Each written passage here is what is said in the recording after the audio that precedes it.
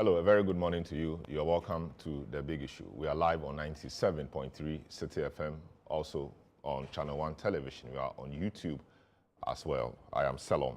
The show, as always, is live and interactive. You can join the discussion via our WhatsApp line 020-444-7033 or 0549-986-996, and we'll be happy to share your views with the rest of the world. Some interesting things happened this week. We'll take it off from the happenings at the Ridge Hospital, where over the weekend, an incident there, where indeed we understand that some patients or persons had been taken to the hospital and, in the view of many, required urgent care. But the medical personnel or the health personnel in the hospital, in the view of those people, were lackadaisical or slow in attending to them. A young man who is a known activist got into the hospital, also reporting with some injury, screamed at the people, ran amok or ran around the place, allegedly assaulting some of the nurses because he felt that they were slow in attending to him. The young lady has since taken out a suit against the gentleman in question, Ralph Williams, and the matter appears to be growing.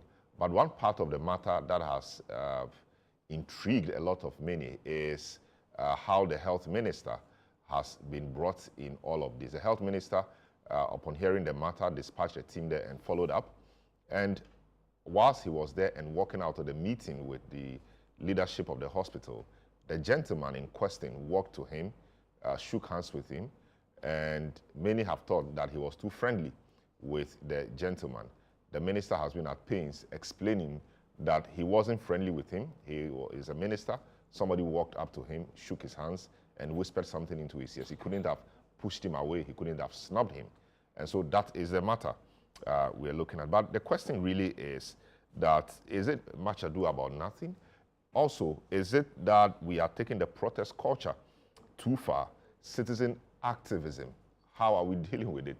This gentleman, we understand, went to bring in a lot of people to come and quote-unquote disrupt the works or the activities of the hospital. Police have since arrested one, but the main gentleman, we understand, has not been arrested yet.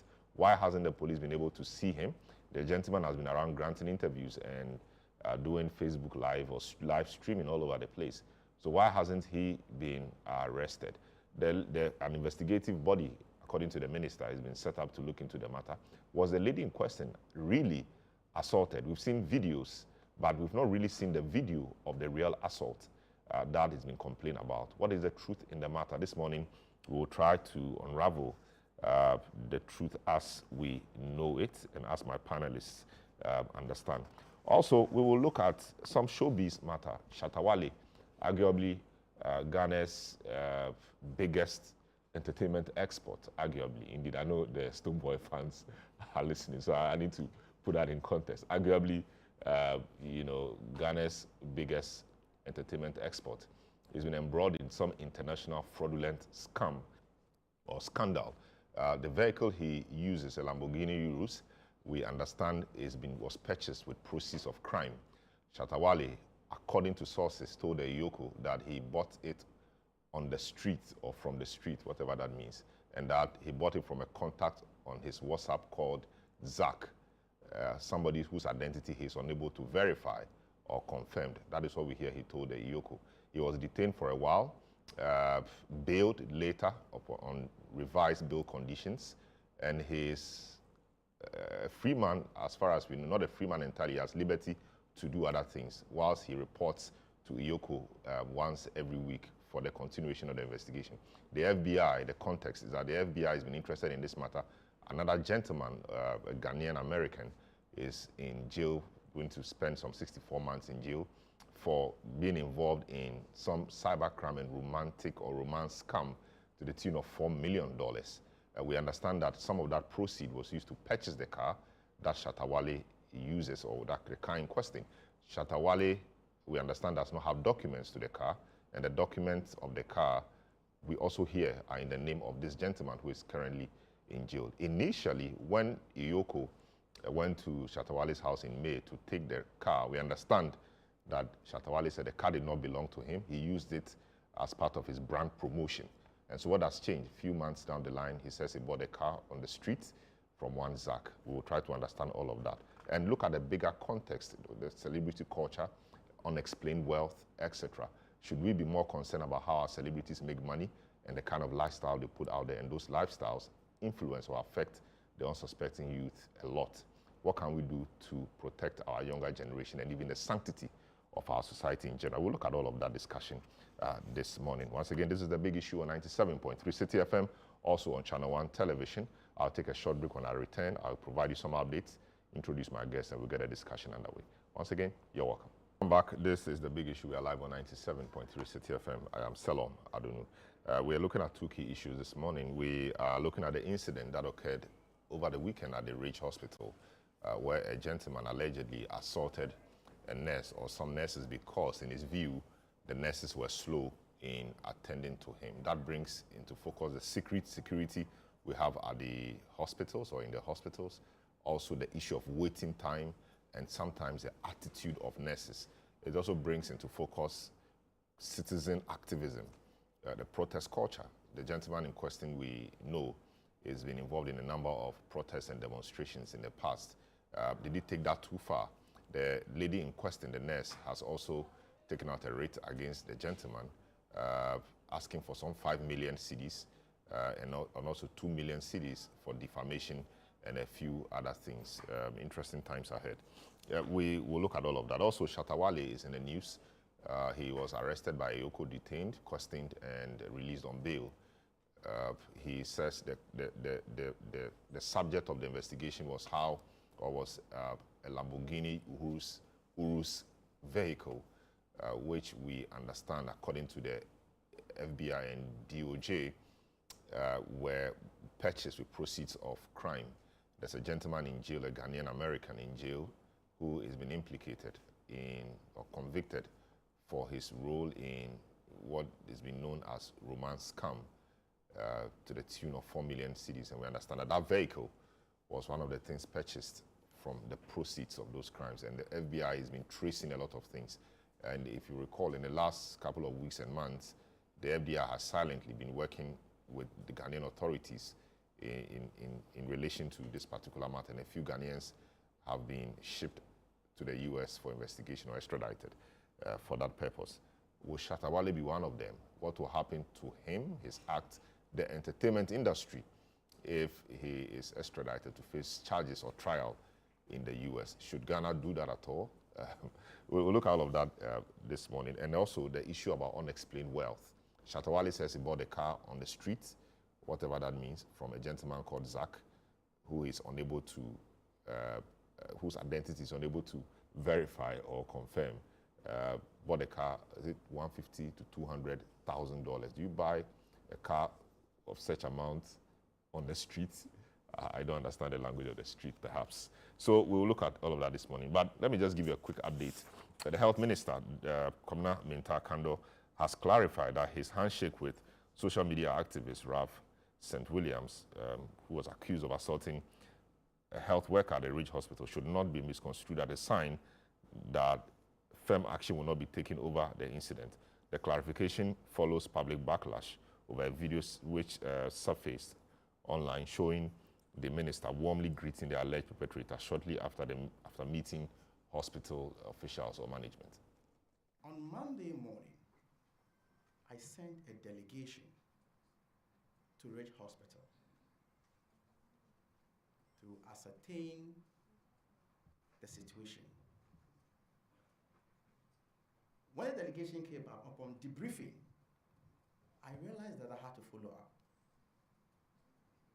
And ladies and gentlemen, let me state this, that I have the health workers of this country at heart.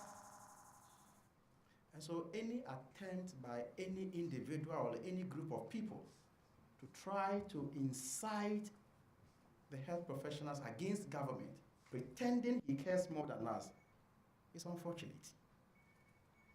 And we must stop that. It's an avoidable tension we must avoid. it doesn't help the sector. If indeed you are a practicing health professional in the sector, it doesn't help the sector. And so when the delegation came back, I had to follow up. I was in the company with the Deputy Director General and other directors of the ministry. We joined the medical superintendent at the Rich Hospital, and I visited the victims. After going around, we had a closed-door meeting to discuss the issues, not insults. One, how to look at beefing on the internal security, staffing issues.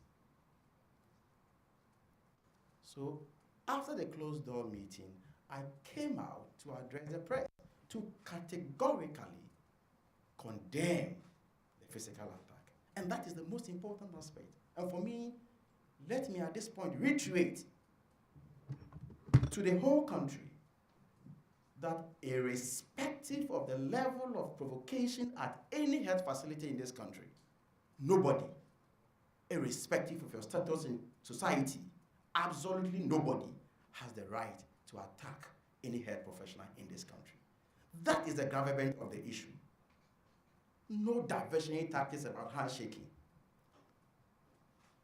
That is what we must concentrate on, to send a clear signal that our health professionals working at the various health facilities are safe. And so after the engagement with the management, when I pulled out of the ward, then in fact, in the engagement with the management, I made it clear to them that I had listened to their side of the story. And therefore, as a minister, I will also listen to the other side of the story. And I then constituted a committee to look into the matter, bring out recommendations for implementation. A lawyer, a nurse, a medical doctor, an auditor, an HR person to go into the matter. Now, when I pulled out, my attention was drawn to a gentleman called Ralph, who was at the center of the controversy. And so he was walking towards us as a group. The medical director was with me. The deputy director general was also with me. Then I asked, why did you do this, gentleman? When I asked, most of you were there. I mean, the press, you were there. So you can attest to what I'm saying. You were there with me. When I asked him, the gentleman then stretched his hand, shaking me, and trying to whisper something into my ears. Ladies and gentlemen, at this point, should I push the guy that don't whisper anything into my ears? Should I snub him? Should I shout at him? Even if that guy has been prosecuted and sentenced to life imprisonment, and he stretches his hand to shake me, as a minister, as a public officer, I have the duty to stretch and greet him. That is the Honorable Minta Kando, Kwabena Minta Kando, who is the health minister. He was at the Ridge Hospital on the day of the incident to see to the issue, met management of the hospital. On his way out, that is where the head of the controversy really started. He was met by this young man, like he was explaining. He shook hands with him, and the criticism is that the handshake was too friendly for someone who came to, quote-unquote, disrupt activities at the hospital. But we will get into that. My guests for this morning's discussion are seated. We have the head of communications at the health ministry, Tony Goodman, and then he said Dr. Tony Goodman. If you want to get a PhD, then you have to receive it. Tony Goodman, head of communications at the health ministry, and Rapia Dankwa, spokesperson for the Movement of Change, as a private legal practitioner as well. Dr. Dixon Adomaku Kisi, he's a medical doctor and former MP for Anya Soutum. We'll also be joined by Jefferson Asari, who is a Greater Accra Regional chairman of the Ghana Registered Nurses and Midwives Association, and Dr. Nanaya Kwada, public safety advocate and executive director of the Bureau of Public Safety. These are my guests this morning. Of course, Franklin Kujo, president of Money Africa, as always, will be on Zoom with us this morning. Gentlemen, you're welcome to the program. Let me start off with you, Tony Goodman. You were at the hospital. This happened right under your nose, and you were. I saw you in the videos. You were on TV and radio explaining things. What really happened on that day, as far as you know? Thank you. Good morning to our viewers. Let me first and foremost empathize with the nurse in question who was allegedly attacked. What actually happened was on Sunday, we were all greeted with some scenes of some destruction of healthcare service at the Ridge Hospital. And then on Monday, when we got to the office, we had to brief the minister regarding what happened. We normally do our media briefings. So after the media briefing, the minister said, no, let me get officers to rush to the Ridge Hospital and come and give me a briefing. We went there, came back, gave him the briefing. But what we saw upon our arrival at the Ridge Hospital was that these staffs were down-spirited. Some said, Tony, me de juma no kra me kufi. Me nyame and me nye juma. So I said, oh no, that's not right. So when we got to the office, I said, oh, Minister, this will happen. It will be better for you to go there and then ship morale, get them to go back to work. Then said, okay, let's walk there. So one of my colleagues jokingly said, with my weight, I can't walk to Ridge. Looking at the distance, I can't walk. That's okay, let's go. So we got there, waited for about 5 minutes, called back the office to check whether the minister was on his way. Only for us to be told that the minister has actually invited the Director General of Ghana Health Service to also join in. So within 10, 15 minutes, they were already in the hospital.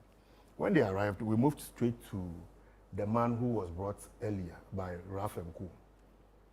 Then we received a briefing that he had some head injury and all that. So during the assessment, after stabilizing him, they decided to get an ambulance from the National Ambulance Service to transport him to a different facility to get some diagnostic done before they can continue. You should know that now we are not in symptomatic care. You need to be sure of what you are dealing with. And they didn't have that CT scan there. So you need to move out to. So the guys didn't understand that.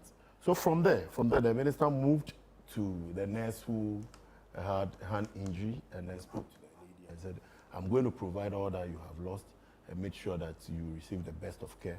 If the hospital cannot cater for you, I'll move you out and make sure that you receive the best care.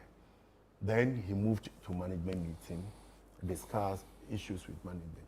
So during the discussion, he realized that the people took the coming of the police to the place as reporting the matter to the police.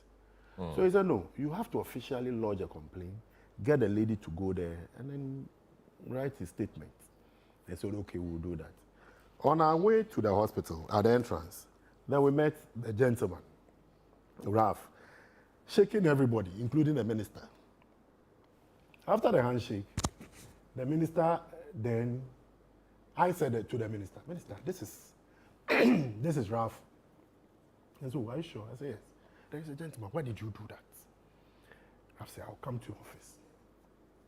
I'm coming to your office to tell you what actually happened. So I quickly moved back. If you watch the video, because I wasn't happy with the way he was laughing, shaking everybody. So when we got to the office, the minister said, issue a statement condemning the attitude of this guy. We did that. Then I heard the minister talking to the IGP. Then he said we should write a letter to the regional commander, getting him to provide security to the Ridge Hospital. That was done, and then we got Nima Police Station to provide us with patrol. This patrol team was stationed at the entrance of the emergency area. So this is the big issue on 97.3 FM. On the screen, as you were just seeing, was a video of the gentleman shaking and interacting with the minister. That's the gentleman in some, do I say dreadlocks or afro hair or bushy hair, who you can see some bandage on his hands. That is the emergency or the injury he came to the hospital with. Tony Goodman, who is just speaking, is the one on the screen in the jacket and the white shirt there, watching the minister interact and smile with the gentleman. So that is the head of the controversy, that the minister didn't have to be friendly with someone who allegedly disrupted operations or activities of the hospital. Yes, Goodman. So, if this whole incident has made me talk a lot, so no, it's all right. It's since when I've been talking on this matter. It's so another. When we got to the office, the minister actually directed that we issue a statement, and the statement we issued was strong-worded, condemning the attack of this guys and his group. Immediately that was done, he spoke to the IGP. I was there. He spoke to the IGP, and then a privileged information they shared. From there, caused the chief director to write to the regional commander. That was also done. The regional commander got the Nima patrol team to station around that area. So for somebody to think that the handshake came after the action, it's wrong. The handshake happened, but the minister took all these actions and set up the action as in the minister's actions in terms of issuing a statement and all of that? Yes. Okay. Getting the police, getting the people to go to the police station, involving the IGP, involving the regional command, were done just after the handshake. He didn't even know this guy. I prompted him that this rough. I see. After that, this minister set up a committee on the same day. They did all of these things the same day. Set up this committee and said, I want the report. By yesterday, we're ready with the report. By Monday, the team will submit the report to the minister, looking at the system issues and then what actually happened, what caused that delay, the delay being alleged in the video, what actually caused the delay. So all of this were done. Let me say on record that I mentioned on your radio station that the minister needs commendation, not condemnation, and people didn't understand. I said that because what happened, we expected maybe Ghana Health Service, the minister could have said, oh, Ghana Health Service, go and deal with that issue.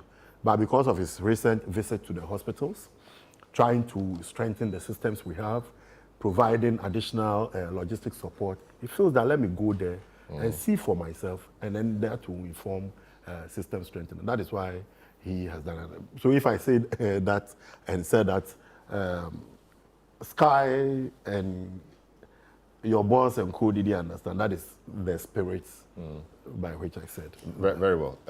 Let me, Doctor Domako and the former MP, given what he has said and what you understood from the happenings, what would be your take on the matters generally? Well, first of all, let me also admit that healthcare workers face many challenges. And I see this more so as a systems failure.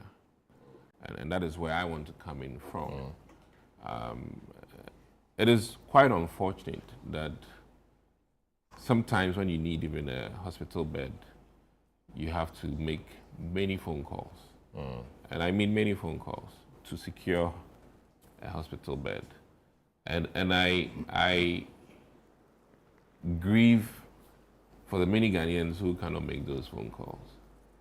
And I must admit that it is troubling that we have a systems failure in terms of our emergencies in this country.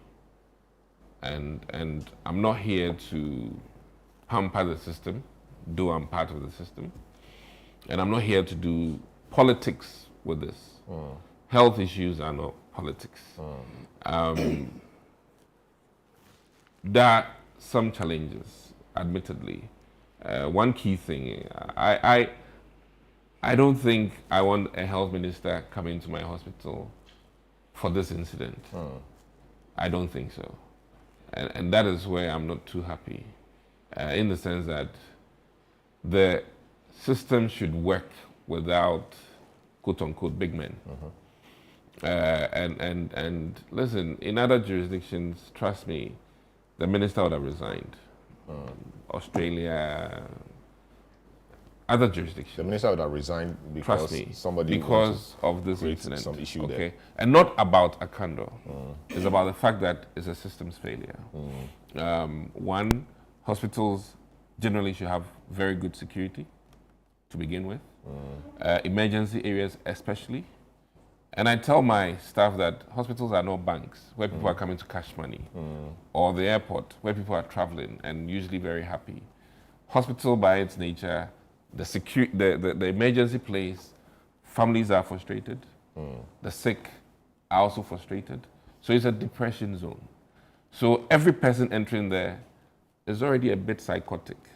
As we all sit here, we're looking normal, but in the midst of an emergency, the frustration can trigger us to behave in a certain way. So, one, there was a fall or a drop in the security system. Outrage, that is very important. We need to look at that. And I don't promote using Ghana Police Service as security for hospitals. There should be internal security. Very good security for all hospitals, not Ghana not Ghana Police. They would come in when there's a systems failure or there's a need for governmental security services to come in. So that should be looked at. And I'm not talking for only Ridge. I'm talking as a whole country. You know, what are we doing in terms of our security at hospitals? Now, beyond that, I think that I also am not happy with the preparation before the minister visited the hospital. Case in point, if the briefing was very comprehensive, he would have already known the face of the gentleman involved. I mean, let me be frank with you. I mean, supposing, and let's extrapolate this to an incident where it is, you know, a disease-related one. Does that mean that the minister would have just gone in and picked the disease? And that is troubling. You know, it doesn't work that way. There should have been appropriate, if I can come in, there should be appropriate briefing, which should have involved the characters involved. He should have known the nurse's face and the culprit's face. So that, I mean, listen, that is proper briefing. Forgive me. Forgive me. Because I can't walk into a hospital where the alleged victim is not known to me, where the alleged person who conducted himself in that manner is not known to me.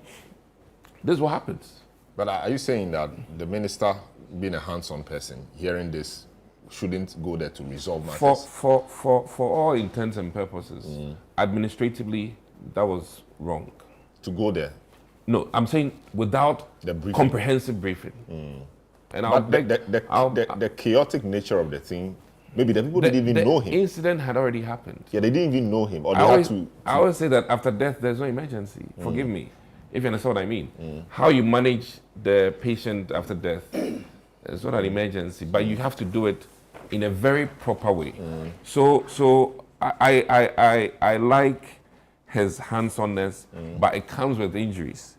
And let's admit that administratively, I mean, people can do all they can, but let me be very frank with you that I think that the necessary briefing that the minister should have had before walking to the hospital did not happen.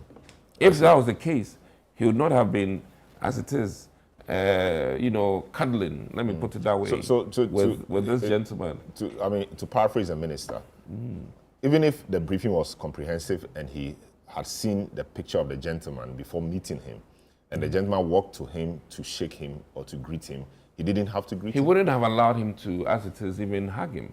I think it's even so wrong.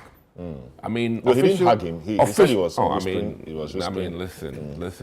Listen, look at that. And listen, nothing against the gentleman, but It is So that's wrong. a video. That's a video of the gentleman. Yeah, I mean, it's so smiling wrong. and talking to the rest So of the people. wrong.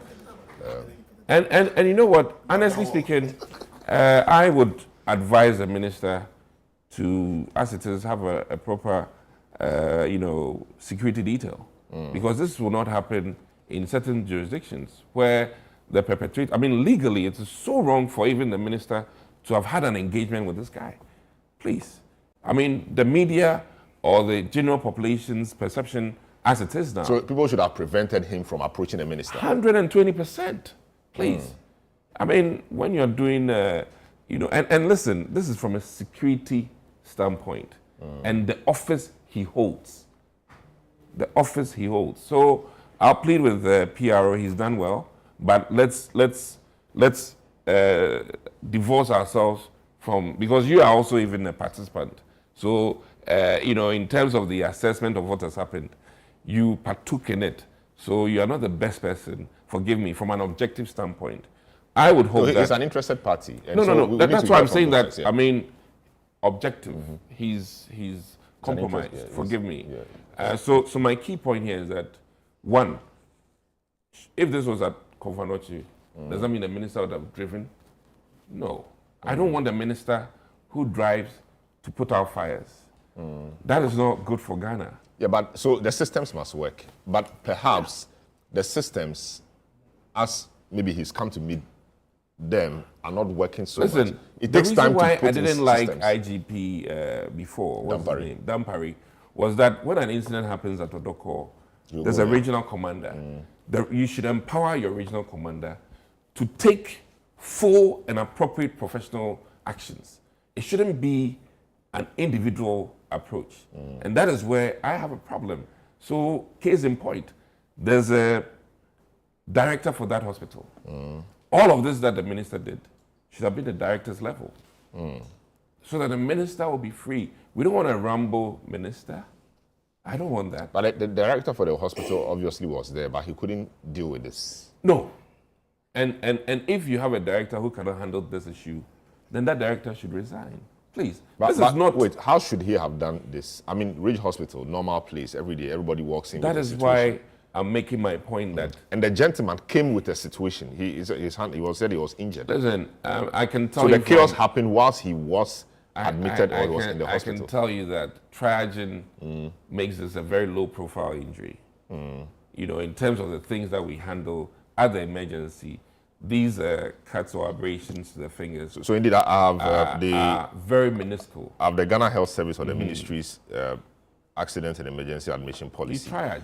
It says only patients whose assessments fall Red. under red, orange, and yellow shall be admitted to the A&E unit for further management. And it goes on to say that it is the responsibility of the triage officer to refer all patients whose triage assessment falls under green to the general outpatient unit for an appropriate health facility for further management. And the point really too is that from the hospital, I am understanding that the gentleman, both were triaged. Ralph, who is the gentleman in question, was green. So he was to have been directed to the outpatient unit, not the A&E, and the other person was in yellow. And the yellow triage was sent to trauma, where he received medications via IV that stabilized him. It goes ahead to say that the team were awaiting further assessment to be sure there was no need or there was no head fracture, like Tony Goodman said. All this were done before activation of their health records, known as card. We also heard the gentleman say that they wanted him to go and take a card when he was in distress and all of that. So this source is telling me that the gentleman was in green. I mean, when he was assessed, it was green, so it was really no emergency. So he should have been at the outpatient. The other gentleman he was also talking about, that Tony Goodman alluded to, he had a situation that was in green, and they had stabilized him with IV, etc. And they were awaiting further assessment to. The head injury. The head injury red. guy was in red. Okay, He so was in red. I see. So, But, and they you are know, stabilizing. yeah. All right. So So my point here, my real, I want to be just straightforward, is the systems that should work. A medical director who's competent, and who is made competent largely by how we do administrative work. should be able to handle this. I don't want my minister at rage every day for incidents, because this is not a ministerial level incident. Trust me. Very well. And I think that in support of the healthcare workers, let me state this here, the media, with all due respect, also have to help in the sense that our bed capacities in this country woefully inadequate. And I won't blame it on one administration per se, but I really think that a lot needs to be done. I struggle every day, and let me say it here, when I have a case and I need to refer to the likes of Rage, the likes of 37, the likes of Kolebu, and this is a time bomb. I even say that don't get sick on weekends in Ghana, because if you get sick on weekends, you are in deep trouble. Really? Trust me, because a lot of the staff strength is down during weekends, which shouldn't be the case. And I really think that Ghana needs to move to where doctors are positioned outside of these major hospitals. You have about 20 obstetricians at Kolebu, only 2 of them are doing the surgeries. Whilst we could station them, in other jurisdictions to reduce the pressure on the regional facilities. I mean, we really need to do an overhaul of our thinking. The human resource is there, but how we are doing it, okay? And there's so many unnecessary politics when it comes to deploying these people and giving them the appropriate quantum of remuneration to make moving out of Kolebu acceptable by some of these doctors. So you've done well, PRO, but I think that we should look at it from a systemic approach. We can't be putting our fires as a minister. Great. And by virtue of the closeness of Rage to the MOH, it doesn't mean that Rage Hospital is run by the ministry or the minister. I see.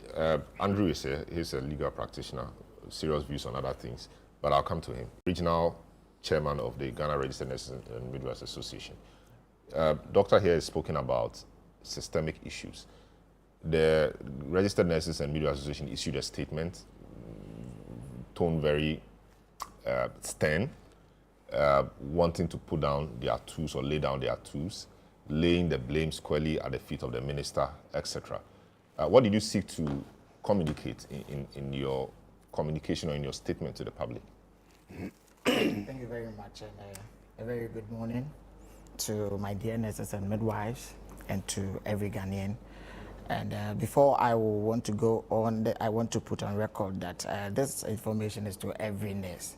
At any point in time when you feel that the environment in which you work is not safe, please take yourself out of that environment. Which means what? They should go home? The Labour Act stands that, and it's explicit that an environment that it will be harmful to you, you take yourself off it. Not necessarily. That's a general point. Just to be clear, that's a general point. That's a general point. They went not to work. Home. They went to work. Yes. Were working normally, and an incident happened. This is not one of its kind. Okay. It's Rich. This year we've had not less than 5 where nurses were attacked at Rich. So this is not one of its kind. So you're saying that they shouldn't go to work then again at Rich? No, that's not what I'm saying. If you feel that environment at the moment you are working is not safe, put yourself out of that environment. In this case in point, what could they have done? The nurse in question, when he assumed that you have 50 rowdy men at the small space of the emergency and you still stand there to work, they can kill you. Yes, they can kill you. And that is what have happened to the rotation nurse who has not been paid for 8 months and right now on the treatment bed. What crime did she commit? I see. Yes, so that is a subject of investigation. Exactly. And Exactly. it's a subject of investigation and all of that, So which we'll delve into. But you mentioned the fact that it is not the first time this is happening in Rage. Yes. What time period? Within what time period? This year? 1 year, yes, sure. Yes. So the point is, should we be looking at Rage again? Not only Rage, we have incidents across. Because we've had many complaints and concerns. We have incidents across. From Rage especially. not necessarily this year, but it's a continuous. Yeah, but the bigger point I'm making is that if about 5 of these incidents have happened in Rage alone this year, sure, then it calls for some better or some more scrutiny of the place itself. Exactly. And as an ordinary user of healthcare or consumer of healthcare, we've heard a lot of stories about Rage. The facility looks beautiful. People tell us to go beyond the beauty of the place and see really what happens. Right. So for you to tell me that 5 of similar incidents, these things have happened in Rage alone, of course, once in a while we'll hear it at other places, even private places. But that is huge, that some of these things will happen at Rage alone. You don't find anything wrong with that? So that you as a healthcare professional with colleagues there, you begin to have conversations with them that no, I think you have to begin looking at your systems and how you deal with things. You don't think so? There's everything wrong with it. And the reason why we have a problem, we have said that we have systemic issues because you can't necessarily provide human beings there. Health service delivery is not only about the person there, it comes with logistics, equipment, things the person needs to work. I was very happy the document you referred to, the Ministry of Health emergency document. It states categorically things you need to provide at the emergency unit. Let us go to Rage, emergency, the trauma unit, the triage, all the emergency, and see if those equipments are there. You will virtually improvise everything you need to work on the client. That will delay you. The client will not be satisfied with But this the is provision. a general situation. It's not peculiar to Rage. This is a situation across the country. So if we do not seek to solve the problems, this incident will not stop. Very well, I understand that. But I'm saying that this incident cuts across the country. Exactly. Why are we not seeing the same maybe at Kaneshi It is or happening Adabraka? everywhere, No, I'm I saying said it. the frequency at Adabraka There are Polyclinic. places experience much more than Rage. Yes. Tama General, Nima, what do you call it? Mamobi. They experiences worse situation than Rage. So okay. We are only fortunate that there is a video out there that Ghanaians are concerned about. But we are experiencing much worse scenarios than what happened at Rage. I see. But in a case where at times people come, there is no bed, and they tend to beat a nurse because there's no bed. Does the nurse provide a bed or buys a bed? And you go to media stations and people will be insulting health providers, doctors, nurses, and we working in that space that I went there and they said there's no bed. Who provides those beds? Yes. So, I mean, yes, you are dealing with a matter, but you are dealing with it from a certain point of view. Our and so, view what I'm saying is, has not helped in solving that issue. So you don't go hugging, merrymaking, cheersing with the person. We are not the cause of that problem. Your ministry is. So if the minister hadn't come there, but only sent maybe Tony Goodman there, the situation would have been different. We don't have a problem when the minister came there. We don't have a problem. At least as a leader, he came to see what happened. I was there when he saw the nurse in question. I'm very happy. Do you work at the Rage Hospital? I don't work at the Rage Hospital. There. I was there. Immediately the issue happened on the Monday. I was there the whole day of Monday, the whole day of Tuesday, just to make sure that there is some sort of provision of security for the nurses, because when we met them, they could tell us that they are not in their right frame of mind to be even working. Let's be clear about the timelines. Tony, you said the incident happened on a Sunday? Sunday, so, 7:45. So how come, to so the minister 9:45. went there on a Monday?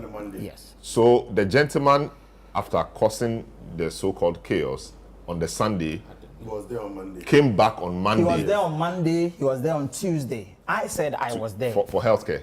No, not for healthcare. He was roaming around in the emergency. Even where the nurse was admitted, he came there. And you could see stress, like fear in the eyes No, of the but nurse. why should he come there? That is our question. That's what. That is exactly what we are asking. Why should the guy even have the audacity to come enter back that to them? area? No. And we questioned the director. He Yes. said he has reported it. It is the reason we are not happy about the actions of the minister. No, wait. not him All coming these there. things came after the actions of the minister. Yes, we so have called for the arrest of the guy. Yes, I so- personally met the Yeah, director. of the hospital. let me direct the question. Yes. So all these happened after a lot of the actions were taken, and I'll come to you. A lot of the actions happened after the so-called engagement of the minister with the gentleman. After that, Tony Goodman makes us understand that a statement was issued condemning the incident, There was a conversation with IGP to provide security at the hospital, and all of those were done. And you're saying that after all those things were done, security involved, police, etc., statement issued condemning it, etc., this gentleman came back to the hospital on Tuesday. Yes. So where was the police, Tony? Where was the police and all of that? I told you I was there on Monday, the whole of Monday. I left Ridge at What did you come to do there on 7 Tuesday? p.m. It's a question we also need to be asking. I left there 7 p.m. The whole of Tuesday, I was there. When the minister came, after the minister had even left, this guy was there. The guy was there. There was no police presence on Monday. There was no police presence. There was. I was there. But there's a police post. Yes. But But there's a police post at the hospital. at the entrance of the hospital. There's a police I post there. was there from Monday, the whole day. Monday, I left Ridge at 7. The police presence was when the minister came. No. The Maybe police you were not presence. there. I went there on Tuesday. If you will allow me to talk, Yes, the just police go down. presence. No, wait. The police No, that presence point. was when the minister came, and they left with the minister. We went to the director, complained with the director that if they do not provide police presence there, we are going to ask our nurses to leave the premises. He said that what you are saying is true. I do not trust. I'm paraphrasing the director. We do not trust our internal security to help us. But I say in terms of their strength and the the know-how. security, yeah, please. They don't trust them. He doesn't security, trust them like in terms of their competency. competence or know-how. Exactly. Okay. To protect them, he has reported to the police at Ridge or Nima? Adabraka police. So he doesn't even know why they are not here. This is what the director said. And I said, you see, this is a matter of urgency that something should, at least those working there at that moment should feel that they are safe to work in that space. He said, but there's nothing much I could do. That is where we felt that, no, if you think you so much care, it shouldn't be about PR work, going to issue statements. It should be about pragmatic steps. Okay, if so wait. About So the minister statement, fine. that one. The statement is important. Exactly. Okay, it's important. So that statement was issued. We don't see that as, as much as important as providing security. It's not an either or. It's not an either or Police. situation. A statement was issued, and from what Goodman is saying, the minister had a conversation with the IGP. A letter was sent to regional command. Okay, so we are hearing The that a letter was incident sent. happened on Sunday. A letter was sent to the IGP. We are seeing all of this post the minister's visit. Yes. So the handshake, all of those things happened. Was Monday. Post the minister's visit yet. Tuesday, the whole of Tuesday, there was no police presence. I was in Ridge. I'm a member of the committee investigating the matter. I was in Ridge. Nima police van was stationed at Ridge. The see. investigation No, that's what he's saying. started Yes, I at was what in Ridge. time? And then later, If let me you clarify. remember. No, Wait, let me so Goodman, clarify wait. this police- When this did? police So I'm hearing issue. for the first time, a member of the committee. That's Yes. great. So when did when did you guys start meeting? When was the committee? The committee was formed there and then at Yes. Ridge. And when did you On guys start Tuesday, meeting? we were there. You started meeting Tuesday, when they on started Tuesday. around 6 p.m. You started at 6 p.m. Is that correct? At the time, No, but the point is making is that Tuesday we the were whole there. day. I was there. No, I was there the whole day Tuesday. But the committee started meeting at 6 p.m. Yes, And you're 6 telling p.m. us that when you were By there the 6 whole p.m., day, the the letter- police guys were there. Yes. The police officers were Yes, there. Nima. Where were they Written stationed? on their at the Where entrance. were they stationed? At the entrance of the what do we call emergency? No, you see, let us not pretend like we are doing the work. Jefferson, saw just take it them. easy. Jefferson, I take saw it easy. them. My office is just how many minutes to reach? I saw them parked there. This Mahindra vehicle written on the Nima patrol team. No, but Why would I Tony, lie? If it's I one was- thing the police being there. It's another thing they do. No, so let me explain what happened. Okay. Then they were there up to a point, around 5, thereabout, and they informed the medical director that what they want to do now is to patrol the whole area. They want to now patrol the Ridge area. That any time they are called, they would come.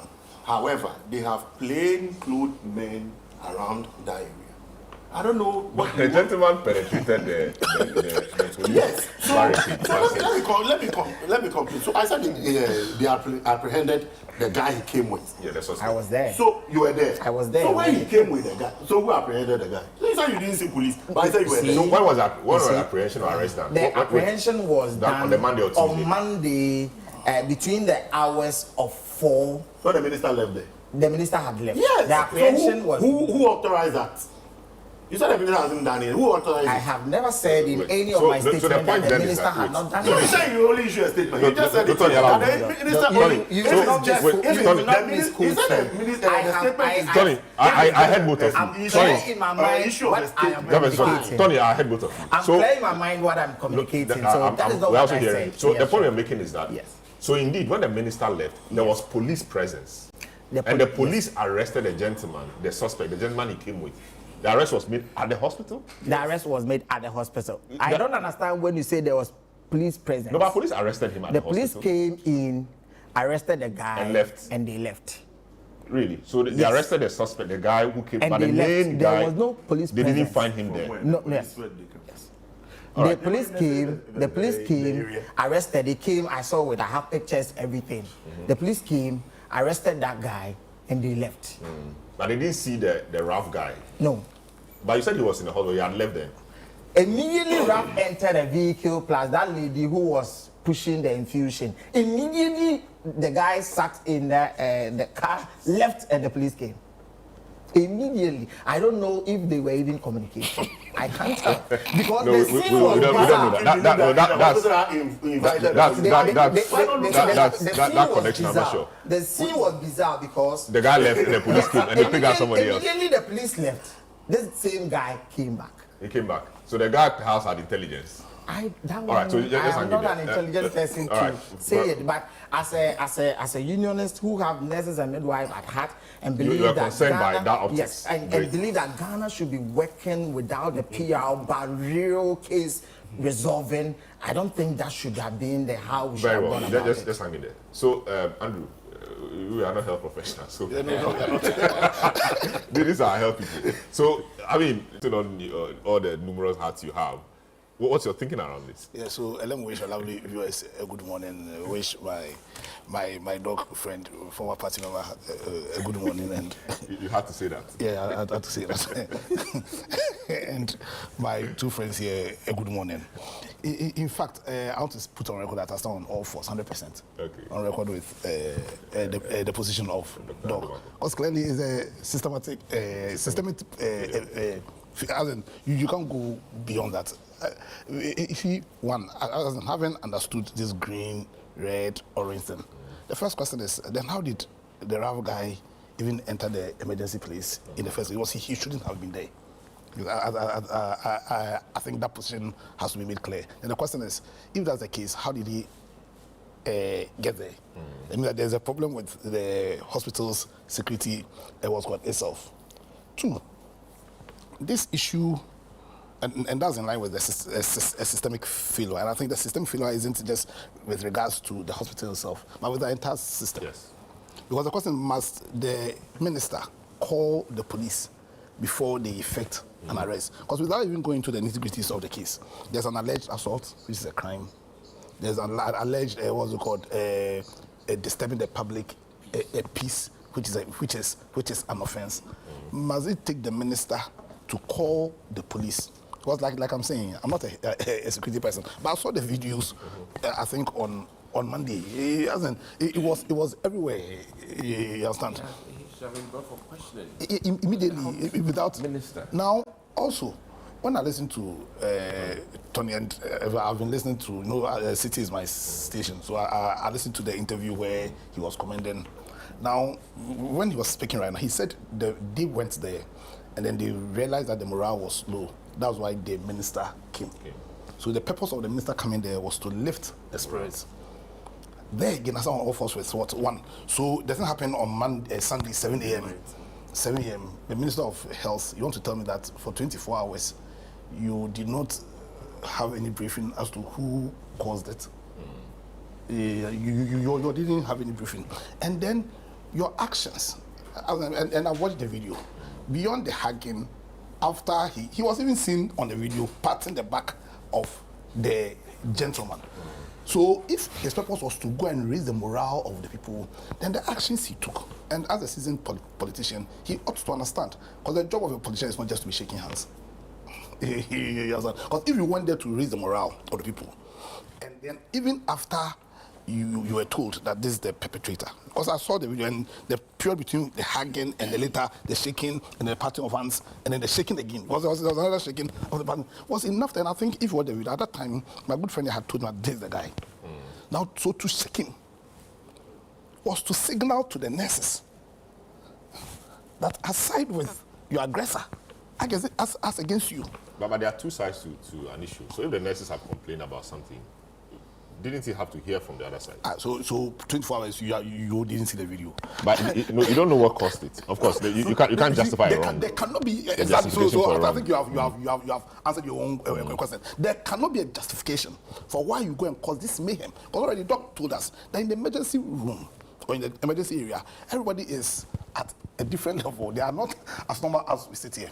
And that's why per their own system, unless you are red, you are orange, you are not supposed to be there.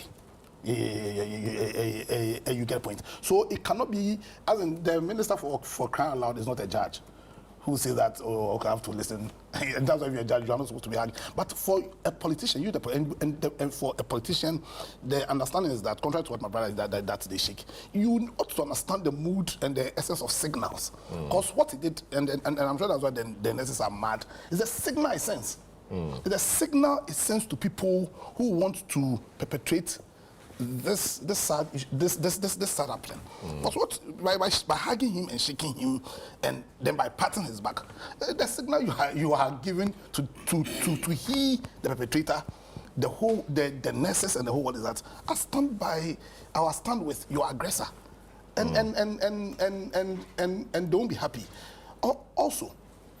So notwithstanding the fact that after the handshake, he called the police on the gentleman and all of that. It negates everything.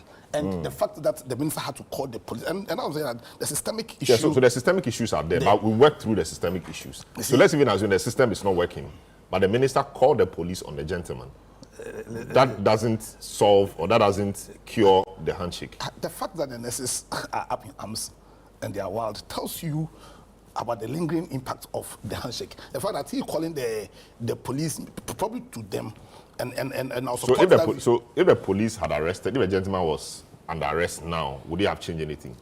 It wouldn't have changed the view that the minister shook hands with him, but later caused his arrest. It wouldn't have changed anything. There was nothing wrong. You see, the minister rather should have shown him. No, I can't shake you. Seriously, I can't shake you. You can't be doing this. After you shake him after you are told. Then he asked, because right now you just watch it. You see the minister party. Even look at how he's looking at him, smiling and admiration. Yeah, exactly. What kind of signal are you sending? And so I saw enough in some other jurisdictions, the honorable minister would have resigned, especially when there are big issues with the health sector. You see, this thing about our ministers doing this firefight approach ought to stop. The eye service is too much. Because at the ministerial level, your job is to handle the policy issues and drive policies. Right now, we all know the problems with our health sector. There are real problems there. Like a lack of beds. What strategy? What policy are you putting in place? Clearly, there's a need for serious private sector what's called investment there. I think I met you sometime on another platform where you spoke about even the salary levels of the health workers. There are real problems that need real thinking. That's leaving the country. Exactly. People are poaching. It doesn't make our case good. Exactly. You understand? And the minister, because. So what does it mean? So supposing there are about 10 of these issues, supposing there are about 10 of these issues scattered across the country. And from what my nurse is saying, it's possible. So what, the minister will just be jumping. No, we need to create strong institutions. We need to create strong administrative institutions within our hospitals so that they have directors, they have their own structures, their own organizations. Why can't they handle, why would they, or it was for the normal photo opportunity. We all need to be serious. So for me, I think I understand my brother. He's the PR, probably he. But oh, sorry, you're director of. I'm a spokesperson of the minister. So you have but the reason why the city guys on that day were so, as in they were shocked. And I stood on all forces with, I listened to Same's, I stood on all forces with their position. Because you shouldn't be calling for the commendation of the minister, when clearly, I think with all his political experience, he made a bit, well, it's a signal. The problem is the signal he sends. The signal he sends is, in spite of the fact that you have been transgressed against, I stand by your aggressor. And you see, I don't know, also for Ralph, I know Ralph personally, I think I've met him once. I don't know what his focus is here. Is it activism? Because this isn't activism. Because he went there with a situation. Exactly. And he felt, from what he said, that he was not attended to in time. And so he wanted to shake the system, that the system was not working. The systemic issues, the system was not working. You know, the system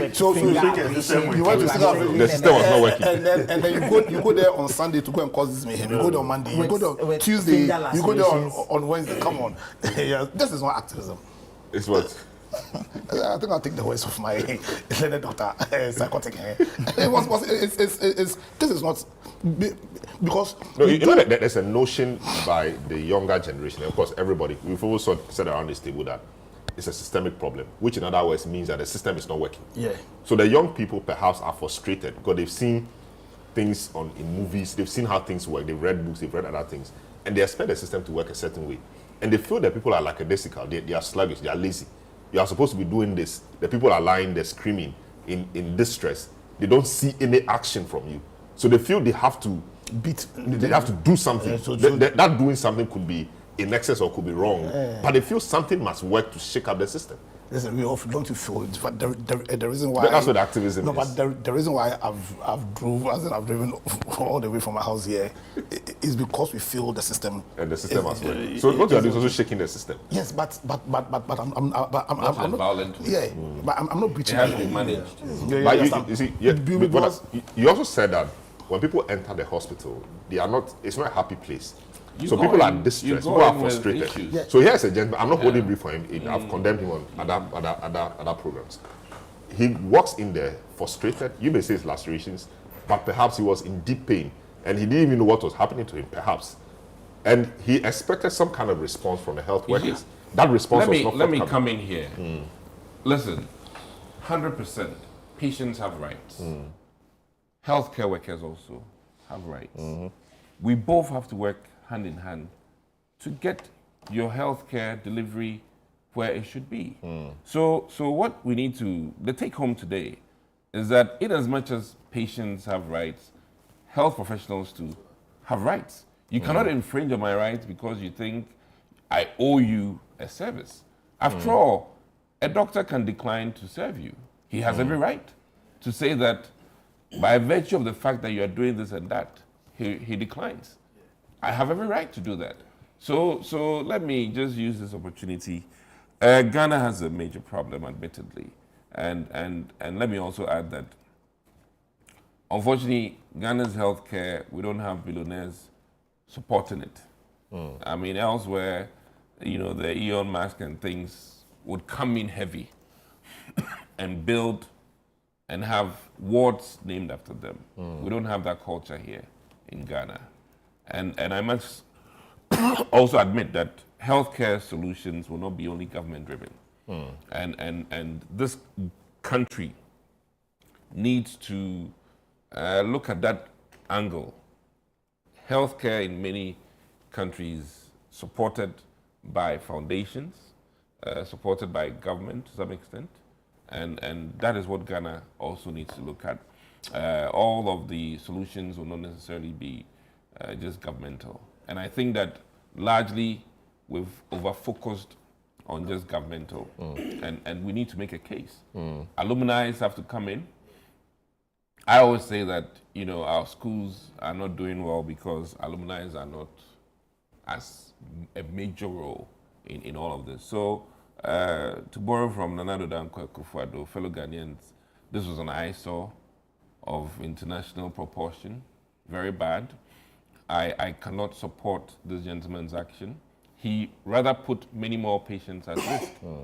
And for that reason, I think that very serious legal consequences must be measured to him, Great. meted out to him. And in concluding, I also support again the police inaction are unacceptable.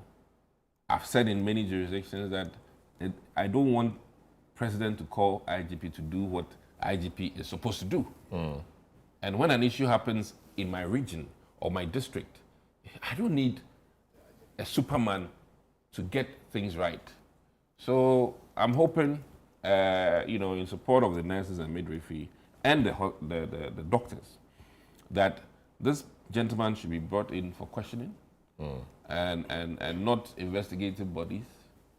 The gentleman in question and his rights should be read to him, and he should be made to pay some fine, very serious fine, for this. And I think that, forgive me, his actions in other scenarios, I'm surprised he hasn't been cautioned, or if he's been cautioned. The gentleman.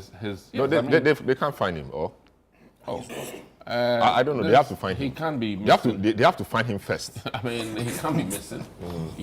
So these are quite troubling. If the IGP today wants to tell me that this social activist, who we all know where his house is and all of that, they can't find then him, you can help the police. then it's You can troubling. assist. In fact, it's troubling. So Salom, I think that let's encourage our nurses, and I don't want a Rambo-style minister. I want somebody who is at work doing a systems approach, and he shouldn't be putting out. Let me take a few of the messages that have come through. Good morning, Salom. The Honorable Minister must live above board. He should stop getting involved in such cases in hospitals. Ridge Hospital has a CEO and hospital management board. If there is an assault, it is the responsibility of the hospital management to call the police, not the minister. Kweku in La Paz sent that in. Kweku in Kwabenya says that in the case of the minister going to Ridge Hospital and shaking the hand and talking to the attacker, people should know that the minister should be in a neutral position. He should not take sides and listen to both, and he must listen to both sides and leave the police to do their job. I've watched the video many times, and I don't see anything wrong with what he did. I've been in the situation many times, being a retired nurse supervisor from the US, and I would have done the same. You'll be surprised with info you get talking to both sides nicely. This one with no name says, criminals are cracked down not by anger and violence, but with intelligence and friendly manners. Democracy is indeed not a friendly thing in Africa. Not quite clear, but yeah, so that's it. All right, so the issue about security generally at our hospitals has come up for discussion. The minister, in addressing the matter, said a few things. This is what the minister, Minta Akando, said in respect of security at the hospitals. What he told me was that, Mr. Minister, I'll come to the office and tell you my side of the story. And indeed, he came to the office. Those who work here will maybe... And in fact, let me tell you the coincidence. The reason why people think, and I have heard this one too, that it was managed, it was staged. How did the guy meet the minister at the same time at the place? What really happened, I didn't know. It was after the incident that I heard that the gentleman came to the ministry looking for me at that time. And they told him I had gone to the hospital. And so he followed up to the hospital. So that's the coincidence, that's what really happened. The various health facilities, the security measures we are putting in place. You see, when issues of this nature come, it defines policy directions. And so we already, at every health facility, we have some sort of security arrangement everywhere, the district hospitals, the regional hospitals. But this has given a cause for reviewing the various securities at the various health facilities. And so the Director General with my able CEOs will look at reviewing and then establish that connection between our health facilities and the police in the various districts or at the various destinations in the country, so that at any given point in time. My last words. One, I've made this point more than 5 times in my submission. 1, nobody has the right to attack any health professional. Let's show sympathy towards them. Let's understand them. They work under in some cases, obscure conditions. And they're also human beings. So please, let us not make it normal, that it is normal to attack a health professional once he or she is not giving you the right attention. That's my first one. The last, let me humbly also appeal to the health professionals that the patients, the ordinary Ghanaian, they are our clients. So let's try to communicate with them at any given time, whatever is going on when they come to the health facilities. Let's communicate. They don't understand the work we do as health professionals. But I believe that when we begin to communicate with them, they will understand and appreciate what we go through. All right, so that was the minister, Minta Kando. He's been addressing a number of issues. He held a press conference a couple of days ago, and that's one of the things he said. So security at the hospital, Jefferson, you are a nurse and you are a union leader. What should be the approach? How should we protect our hospitals and health workers? How do we do that? Do we deploy police people there?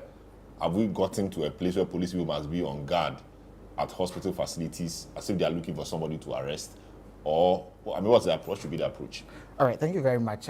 We don't advocate that police should be at a hospital with us. That is not what we are saying.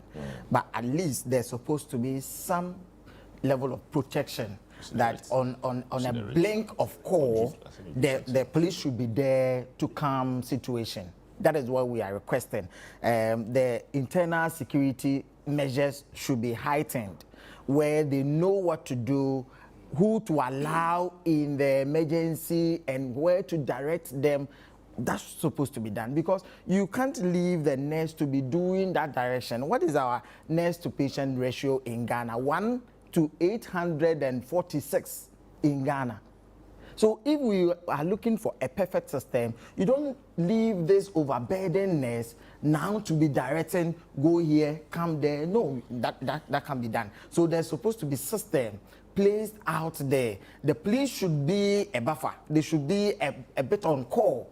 That immediately there is such an incident, you just press a button and they are in to calm that situation. Not the police station at the emergencies with us. That's not what we are calling. People can argue that even in the case of rage, the police can be said to be on call. There's a police post at the entrance of the hospital. On call, what is the purpose there? On call is per action, not the. No, but the police are there. Action. What action did they take? That is what we are saying. On call, you need to take action. You need to be seen working. It's not about, we can get police even at any point. Kolebu, it does happen. If we have police at Kolebu and we are not seeing the action of protection, calming down situation, you are just as, even if you are not there, that is important. To help you, before 9/11, hardly would you see police at airport. But times have changed. Yeah. And in fact, when you go to Washington, D.C. today, you'll be surprised by the armory that people have at the airport. So there's a turning point here. And I think that based on these happenstance, it calls for even police training about handling healthcare security. And I side with him in the sense that it is not just by your presence. What intel are you picking? So it means the police themselves, because for me, having a police post at the entrance of the hospital should be enough. So the police must also do their work. Listen, we've seen people beat up people in front of police stations. No, I mean, let's be frank about it. And police will just walk by. I'm just being straight with you. So the whole system is not. So I really think that, you know, the training needs to be up for policing in this country. And I'm becoming more troubled by the fact that people of high office have to call police to take actions that are not, are straightforward. Somebody beats up his wife. Do you need somebody to call IGP? No. There's a process that is known and should be enforced, regardless of who the individuals are. So I'm becoming troubled by the fact that incidents happen and somebody has to call somebody. Then that kind of a system will not work in this country. So all, people involved, and I beg to differ in the sense that we need to empower our CEOs, we need to empower our directors, or train them on how to manage these things moving forward. I mean, a candor cannot be at the, cannot be every everywhere regional at the same hospital. time. No, so I'm hoping that, I don't know, maybe because he's a former member of parliament, they've given him enough time. So that is your turn now. It's your turn. And then at every opportunity is a candor. Let me state on record that you are first asked that if it's elsewhere, you would have resigned by now. No. We are talking about a system. He met a system that is near collapse and is trying his best to improve upon the system. We have fine protocols, procedures, laws, and what have you in this country. But it is the human intervention that is creating the problem. So he has decided to be going to some of those What do you mean by places. human intervention? To even file a case or to even call a police to do something, you must call some big ones. So the systems are there, but the human intervention, somebody must do something before it. Well, if I go to police station and I have issue, the police should follow me and go and arrest or do something. Why should, or somebody is arrested? So that's exactly the point he's making. That Yes. he's becoming troubled by people, big men calling police to do what they have to do. Yes. So I'm saying that you have a system, but the human intervention. Okay, so the point is that he called the police because that system too is not working. It's not and working. somebody had to has to push do something, has yeah. to operationalize that system. So the minister has decided that every hospital he feels that, or he's taken interest in or has received complaint, he will go there. I saw him at the Achimota Hospital interacting Yes, and with we people, believe that he's doing well by doing that. And it's not time to say that he should have resigned by now if it's elsewhere. But do you agree that what he's done for us in the ministry, we believe that he's done well. Yes, I can, because like he said, he should have asked his medical director to handle the issue. And then when they go on strike, when the workers go on strike, before he comes in, no. He decided to just nip that at the back, went there himself to deal with the issue. So, and then he said there was some security breach when the minister got there. He's a politician. The people he's greeted. You can't say this is a threat or not. For politicians, you greet everybody, anybody, any hard people in public. That is your trait. You don't need any security to tell you that the one in front is good. Go and shake. So you don't agree that the way he handled the situation sent wrong signals? No, there is no wrong signal. It is the wrong signal was sent by the nurses. I believe that in the tripartite, where you have let me finish. In the tripartite, you have the minister here, you have the staff here, and then you have the trade union here. The two of us are to look after the welfare of this person. And then there is an issue. The minister went there first. You said you were there. What did you do? The minister has actually directed that the phone. Wait, let me finish. The phone is given to this lady. He's made sure that the amount of money missing was returned. He said he's providing medical care.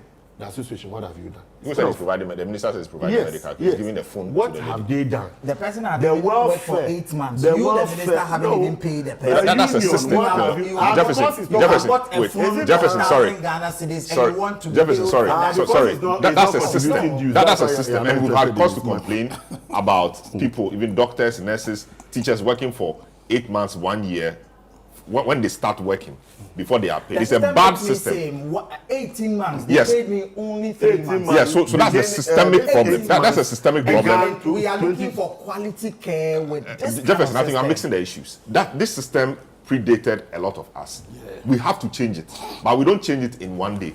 So if you want this minister to have changed that before resolving, then that's a problem.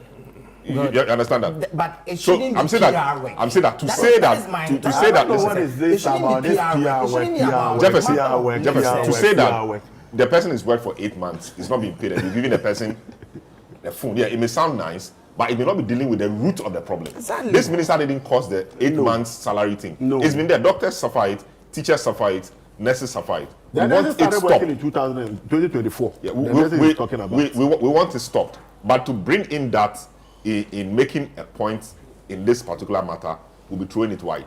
Then we will not finish. You understand? Yes. So go ahead. Yes. So and then he said, Tony is I'm part of the situation, so I'm not fit to actually. No. talk about What it means is So that you have an interest. Sell Yes. on my head. Interest in making sure that the health of the Ghanaian is actually provided, in making sure that the health system is strengthened. That is the interest. So if there is a problem, I have the mandate to speak to Ghanaians and let them know what is happening. So to say that I'm complicit, so I don't need to talk, I don't agree with him. The other matter, bed capacity. Bernard, if you have 1 million bed, if you have, sorry. I've learned. If you have 1 million beds in a hospital, you will still have people who will be rushed there and who won't have bed for them. What we should be dealing with now is our lifestyle, educate people for us to visit hospital, check ourselves before we are rushed to hospitals. We were talking about beds, I remember 2009, 2008, we were talking about beds. We've bought a lot of beds, we still have issues. What we need to do as a country, both past and present government have contributed to the number of beds we had in the past, but we still have issues. We need to look at the way we behave, our lifestyle. Preventive. Yes. Do some periodic checkup, rejig the system where we have appointment system. That is what the minister proposed recently. We don't all need to rush in the hospital in the morning and then by 2 o'clock we are coming back. Let's look at that. The minister is currently discussing that with the Ghana Health Service to actually deal with that. The last time we had equipment replacements in this country was in 2014. 2014, after 2014, under the Bellstar project where we bought 260 million equipment for hospitals. We've not had any major retooling of the hospitals. So the minister has begun another one. Very soon we are taking delivery of some equipment and start donating to the hospital. He has said that government alone cannot provide these logistics or the needed logistics to the people of this country. We need to go into PPP arrangement. That is what we are looking at currently, PPP arrangement. Because we've bought, anytime you buy the equipment, the next time you go, they are no more there. It's either they are obsolete or some equipment or some parts have been removed and fixed somewhere and all that. So the policy now is that as government is augmenting what we have, we want to go into a PPP arrangement, and the policy is currently being developed. We believe that that is what will help. Let's not forget that the healthcare system we are talking about, it is this same government that has provided the chunk of resource into actually this in this country. The regional hospital we are talking about, that is the phase 1. The phase 2 got stalled when after 2016. If we had put in place a lot of, or the phase 2, we would have had a lot of beds there. So when we are discussing some of those issues, let's take away the peripherals and deal with the matter, and then at the end of the day, I'm sure we will make headway.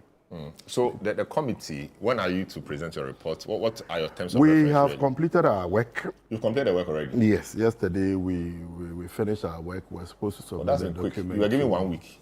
Yes. And you finish in- Then we need to do our preliminary investigation and submit that document to the minister first. And that is done.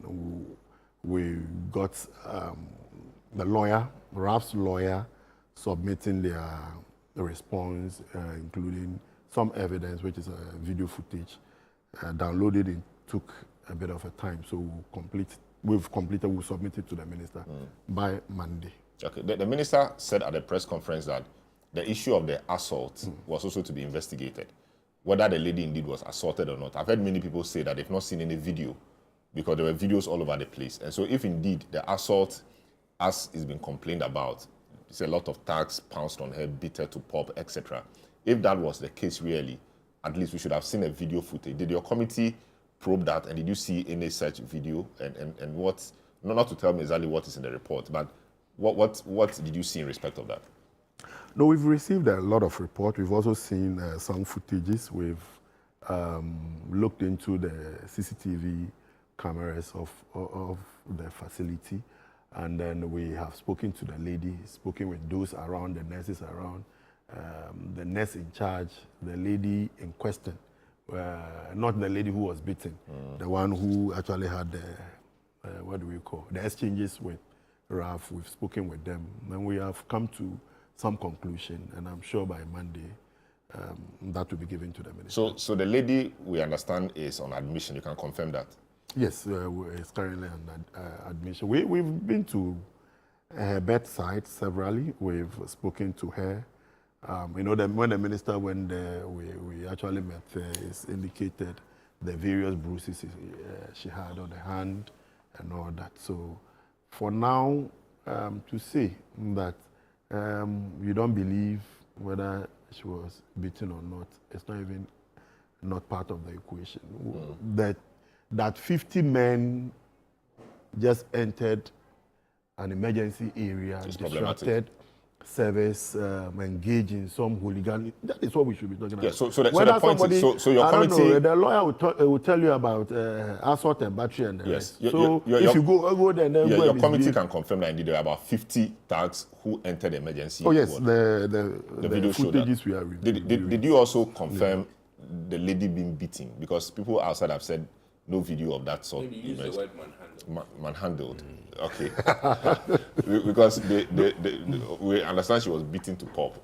But can you confirm that? No, according to her, about 8 guys pounced on her. Some hit the back, others at the front till she kneeled to the ground and then shouted, "Doctor, So when the attention, when they turn on the doctor, she ran away. She quickly entered the room and locked. So that is her account. But was this captured on video? No. CCTV camera? No, that's her account. That's her account. Okay, and others corroborated that account? Yes. Okay, so what would the committee recommend really? You know, security obviously should be one of those matters. Salom, don't forget, my journalism cap is still up. So you... I also need to add that there should be some counseling service for the entire... Did you recommend that? Counseling service? Or will you recommend counseling service for the people involved? Oh yes, we'll definitely recommend counseling service. Yeah. I see. That's interesting. There's a suit. I want to understand what... Not only counseling, psychological therapy actually. Yeah, it's all under the counseling. We are laymen, so... When you look at, Doc mentioned security and then the police. When the minister got there earlier, the medical director, as he alluded to, mentioned that they've had these incidents at the emergency area, OPD, and then the morgue area. So entry and exit. You know, at times people will come, we don't want any postmortem, we want our body. Giddy. So we know the people. We don't know them. People. So he proposed that we have some minimal police protection at the entrance and then the morgue area. So it's one of the things we are looking at, as you said. If they have actually looked at their internal security as well. But you don't want to go to a hospital and have policemen standing there with gun. If my BP is 70, and you've committed a crime somewhere. Yeah. So it is just something we need to look out for. But we should not actually go to hospital to go and attack people in the hospital. Great. It should be the last place we want to go and show machoism and all that. I will come to Jefferson on a matter that many people have discussed. But there's a suit. The lady is taking out a suit against Raf. I want the lawyer here to help us appreciate what the lady is asking by way of reliefs from the court. Andrew, what's the lady seeking? So essentially, broadly, she's making 2 broad allegations. One, that they have battered her.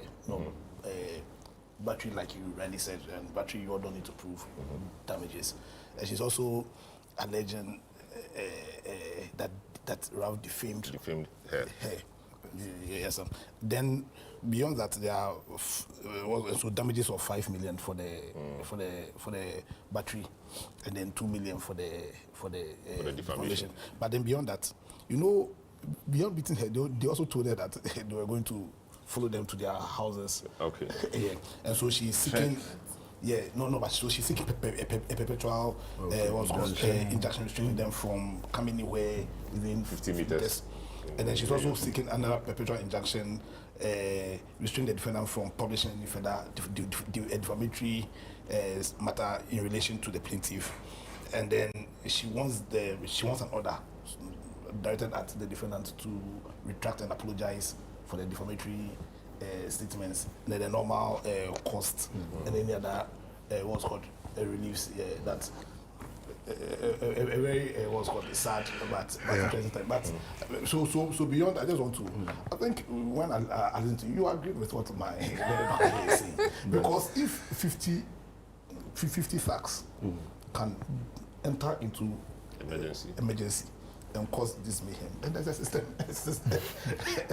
No. If you even have 5 policemen standing, 50 men, 50 men bikers. Good man, let's You see, so because you were saying that, and I think it was off air, that the system is perfect. Oh yeah. So granted, the system is perfect, but clearly the breaches. The health system, but the system is bigger system. than the health system. Yeah. So police and things.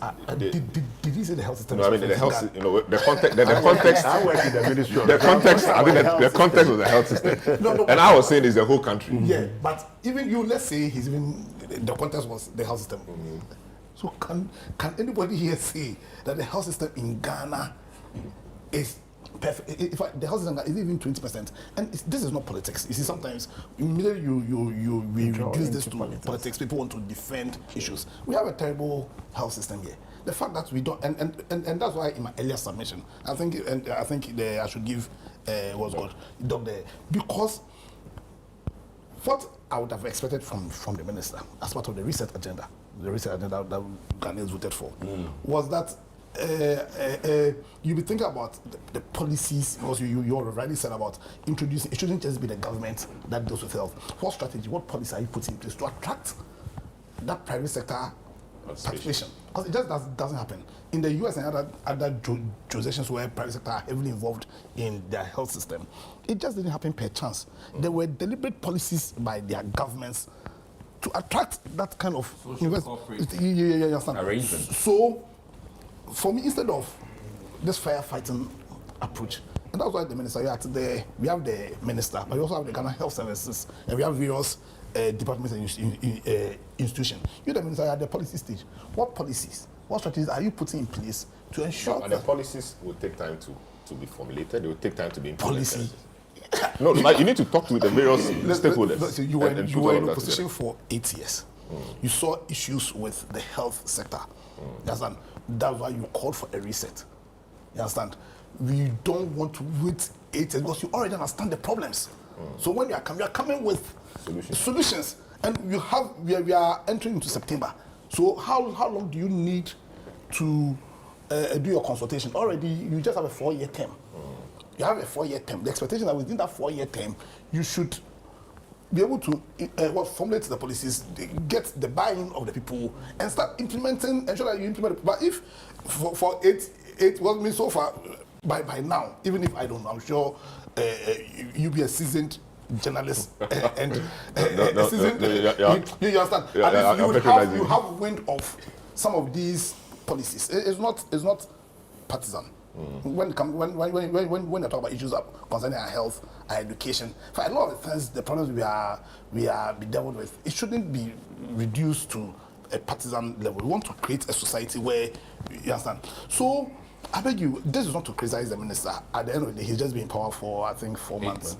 Oh, it doesn't matter, but I think the minister like 6 months. Like 6 months. So it's not about the minister personally. We shouldn't take this personally. But the point is, there are real problems in our health sector. Beyond what happened telling us that the system we have in place is not strong enough to handle some of these issues. It's strong enough. Strong, yes, it's strong enough. We have a system. We have a system. No, but nobody is saying strong that. Enough. But nobody is saying that. I don't think anybody on this table has said that we don't have a system. No, we have a system. But the system is not strong enough to prevent some of these issues. And what our expectations of the minister, because the minister is the agent of the president, essentially. He's using the president's power. And the president is using our powers. Yes. And those powers were given to the president to solve our problems. And our expectations, so we have expectations.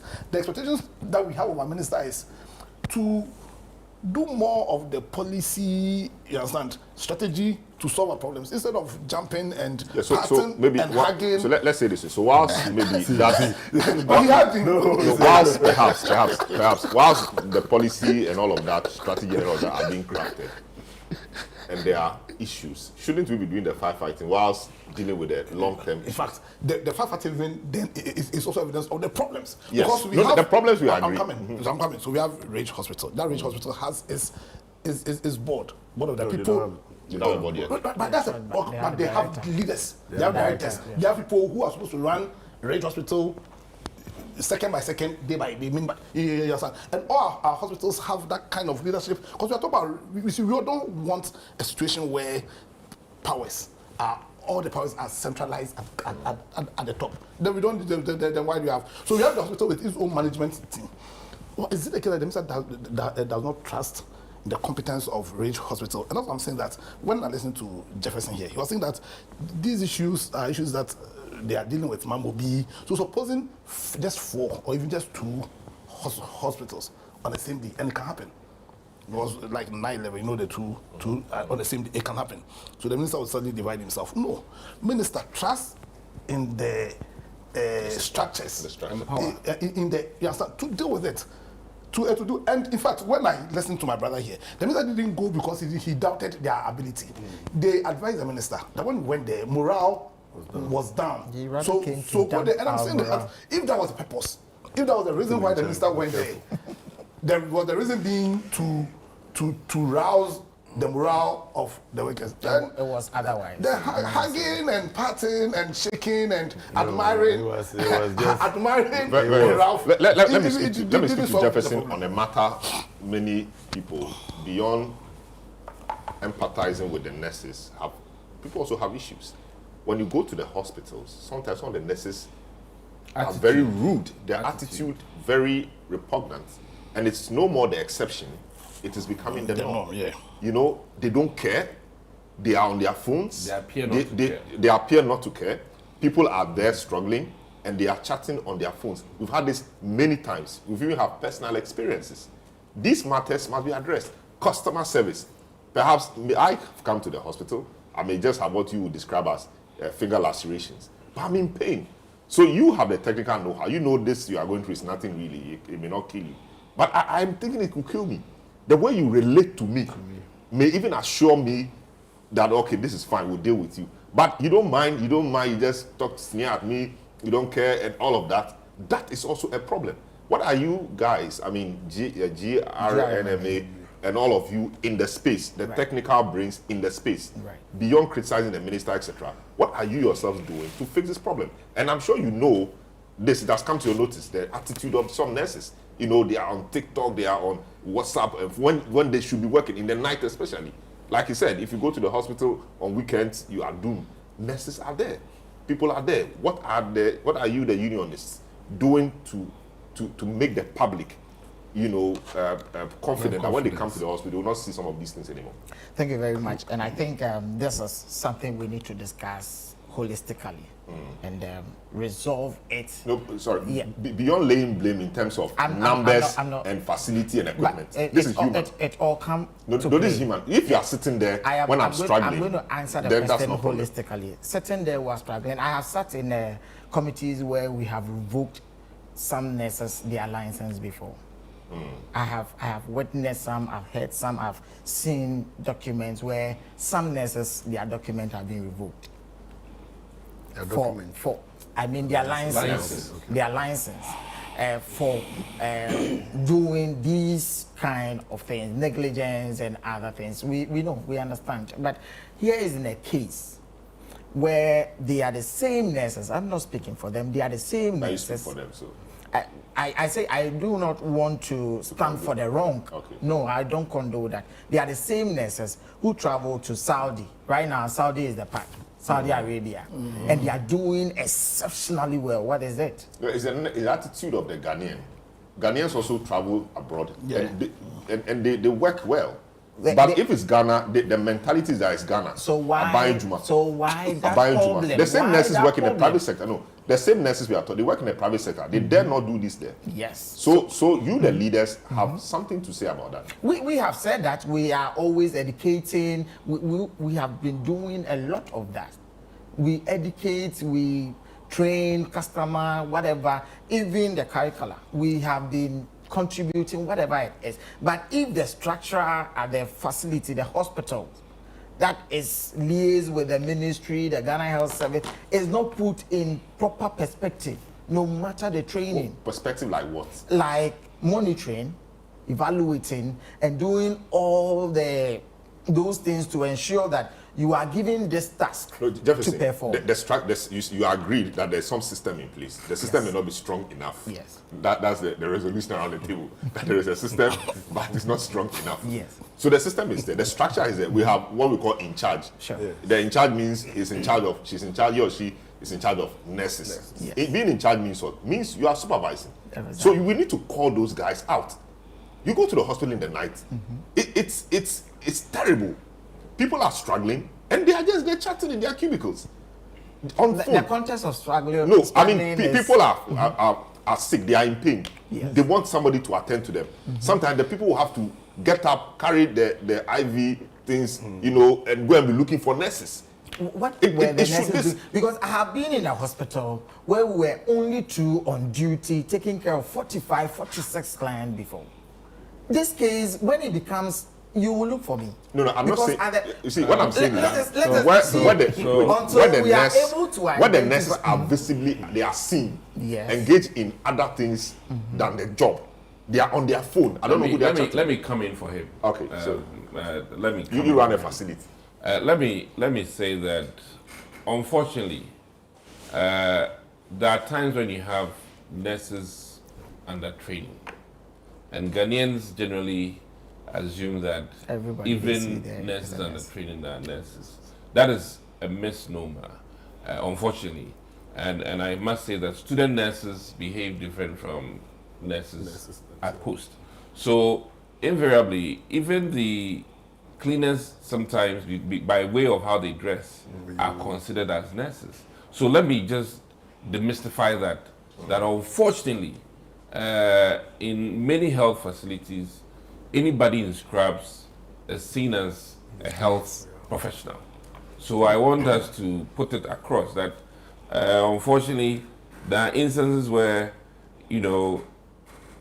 without the name tag, No, but I get what you mean. You know, But I'm the you know- persons in question are proper nurses. oh, I mean, Not- and that not is where I'm cleaners saying and that you cannot distinguish No, but if the who person are has student come to, nurses if the person has come to from a attend to, nurse. but who is a student nurse? know, The student and nurse that is is in where- the facility to work, and the person has an assignment, right? That's why I'm trying to explain to you that let's be a bit circumspect and be aware that, unfortunately, when you enter a facility, not everybody that is dressed in scrubs is a professional and trained and fully working. And let me also say that I agree with you. Generally, healthcare professionals' attitude in this country needs improvement. Let's admit that. And I say that across board.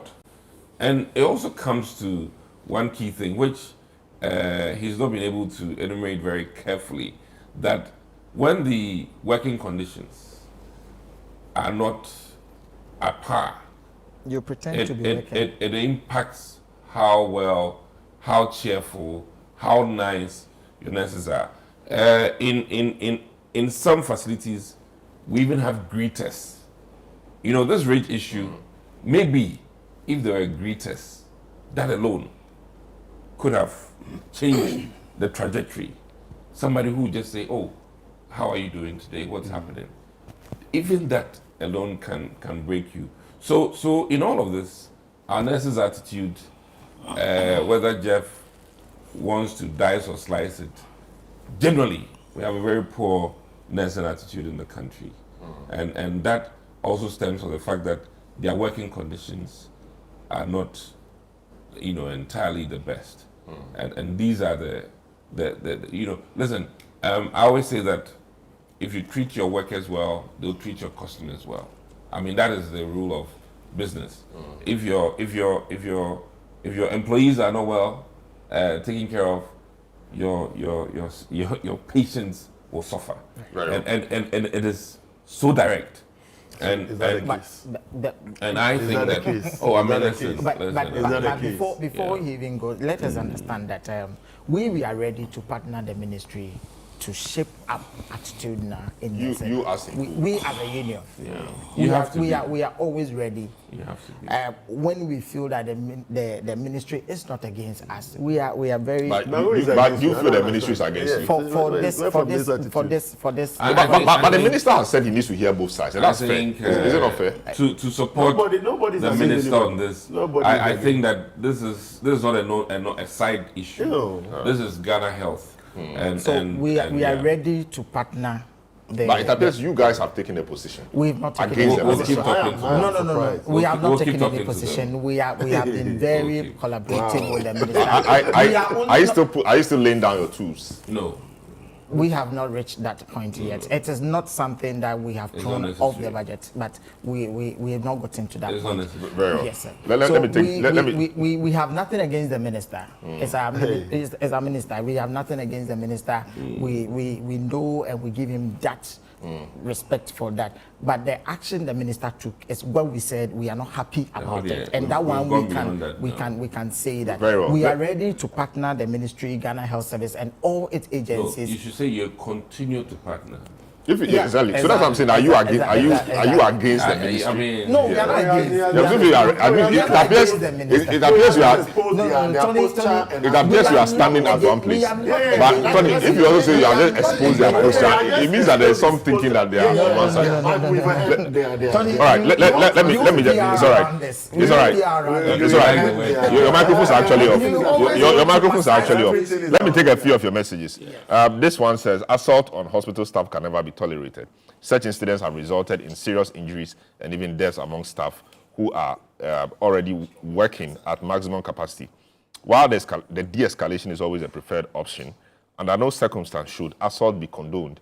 In the United States, for example, the code green is activated and security personnel promptly remove the aggressor. If the assailant is a patient, medical teams may employ chemical restraints, including intubation and sedation, when necessary to ensure the safety of both patients and staff. This one says, the standard of medical and nursing care in Ghana is very bad. The government should introduce a quality assurance program in the hospital. I think there's that already, if the hospitals. This will improve the standard of delivery of the services. That's Kwekun La Paz. This one says, good morning, I'm enjoying the discussion. I feel like it's going to be the government versus nurses and midwives in the next 3 years. Okay. This one says, Salam, please, to your panel discussion, the minister was there together with the manager of the hospital. Again, the minister can't call the arrest just on the account of the said nurse. It's the work of the hospital management to report the case to the police, not the minister. Then the police district commander of the said locality must be called to answer. Chris in Ashalebuchwe says, I honestly don't understand why some people are trying so hard to put the blame on the minister. Truth be told, some health professionals in our hospitals behave as if they are angels and cannot be questioned. Yet their attitude is often rude and unprofessional. They are always quick to blame politicians, forgetting that it is the same politicians who build the health facilities where they are employed. Bro, I nearly lost my life in one of these facilities because a nurse glued to her seat ignored my cries of pain. That's interesting. Chris in Ashalibochi sent that one in. Let's speak to Dr. Nanaya Akwada, who is a public safety person and executive director for the Bureau of Public Safety. He joins us on Zoom. Hello, good morning, Doc. Welcome to the discussion. I know you've been following it. You've been following the incident from Monday when we got wind of it. The minister has spoken, etc. Putting on your public safety hat and all that you have done in the past, what is your general thinking around this whilst we wrap up this part of the conversation? Good morning, Salam, and good morning to the rest of the panel. I think that some members of your panel have done great justice to the subject. You have adequately pressed the representative of the Ghana registered nurses in the studio, and I'm particularly very happy about it. So as it stands, the issues of assault, I believe that generally all of us agree that that has to be dealt with, as a standalone matter without neglecting the mundane issues of the systemic failures within the health sector. And I think it's very, very imperative that, the Ghana Registered Nurses Association, come to terms with the observations and the concerns of the public about how, nurses receive patients and how they act and treat patients, when these persons arrive in their facility. We must understand that is a customer, and it's a service provider relationship. We must understand that we are also guarded by health charters, the patient charter, the nurses charter, the doctor's charter, and these must guide us. These are not merely documents that we have, developed and they are on paper for nothing, right? That said, it's also important that while we are talking and looking at assault, I think it's long overdue. We have had assaults in our medical facilities in recent past. It's long overdue that every medical director, takes cognizance of this and take very effective steps to put this in place. I am taken aback and quite disappointed that we have to come to this subject again, not in any other ordinary medical facility, but RAGE of all places. The medical directors of our various health facilities must be up and doing. The last time that a minister of health called one out, we had the whole fraternity of medical doctors, standing behind this director and forcing or attempted to force an apology out of the Minister of Health. For me, I thought that was very unfortunate because, look, Salom, the problems within the health sector are not occasional. They are everyday issues. They are everyday. As we speak, people are being mistreated. And when I say mistreated, not in terms of treating their conditions, but they are not getting proper due care in the hospitals. They are not being dealt with in dignity at the hospitals. And the buck must stop somewhere. We cannot be elevating everything to the level of ministers. Everything must come to the level of ministers. We should not be seen to be doing that. We have medical directors in place that have a role to ensure that these facilities are functioning as expected. People are getting dignified treatment in the hospitals, and we have nurses in place that we are compensating, month on month to be delivering such care to citizens. We must make sure that we hold them accountable. That is one. And then number two, if as a people, right, we come to the terms that, look, we would sanitize and keep accountability within the health sector, we will get somewhere. We will get somewhere. We were in this country when whole central medical stores were burned down. And I'm saying this because I heard one gentleman in the studio, I understand he owns and runs a facility, admit to the fact that the conditions of service of nurses and probably including doctors is not, for want of a better expression, is not as good as expected. But we live in Ghana. I mean, whose condition of service in Ghana is okay? I wonder if today one sector of workers will come and say that our conditions of service is good, and so go look at others. Even our ministers of state, who sometimes we are tempted to think that they are pampered, also cry about their conditions of service. Even Article 71 holders that we think they are, seriously pampered, even sometimes also complain about condition of service. So I think that point should be, taken lightly for I mean, in the face of all these happenings where people are not getting treated.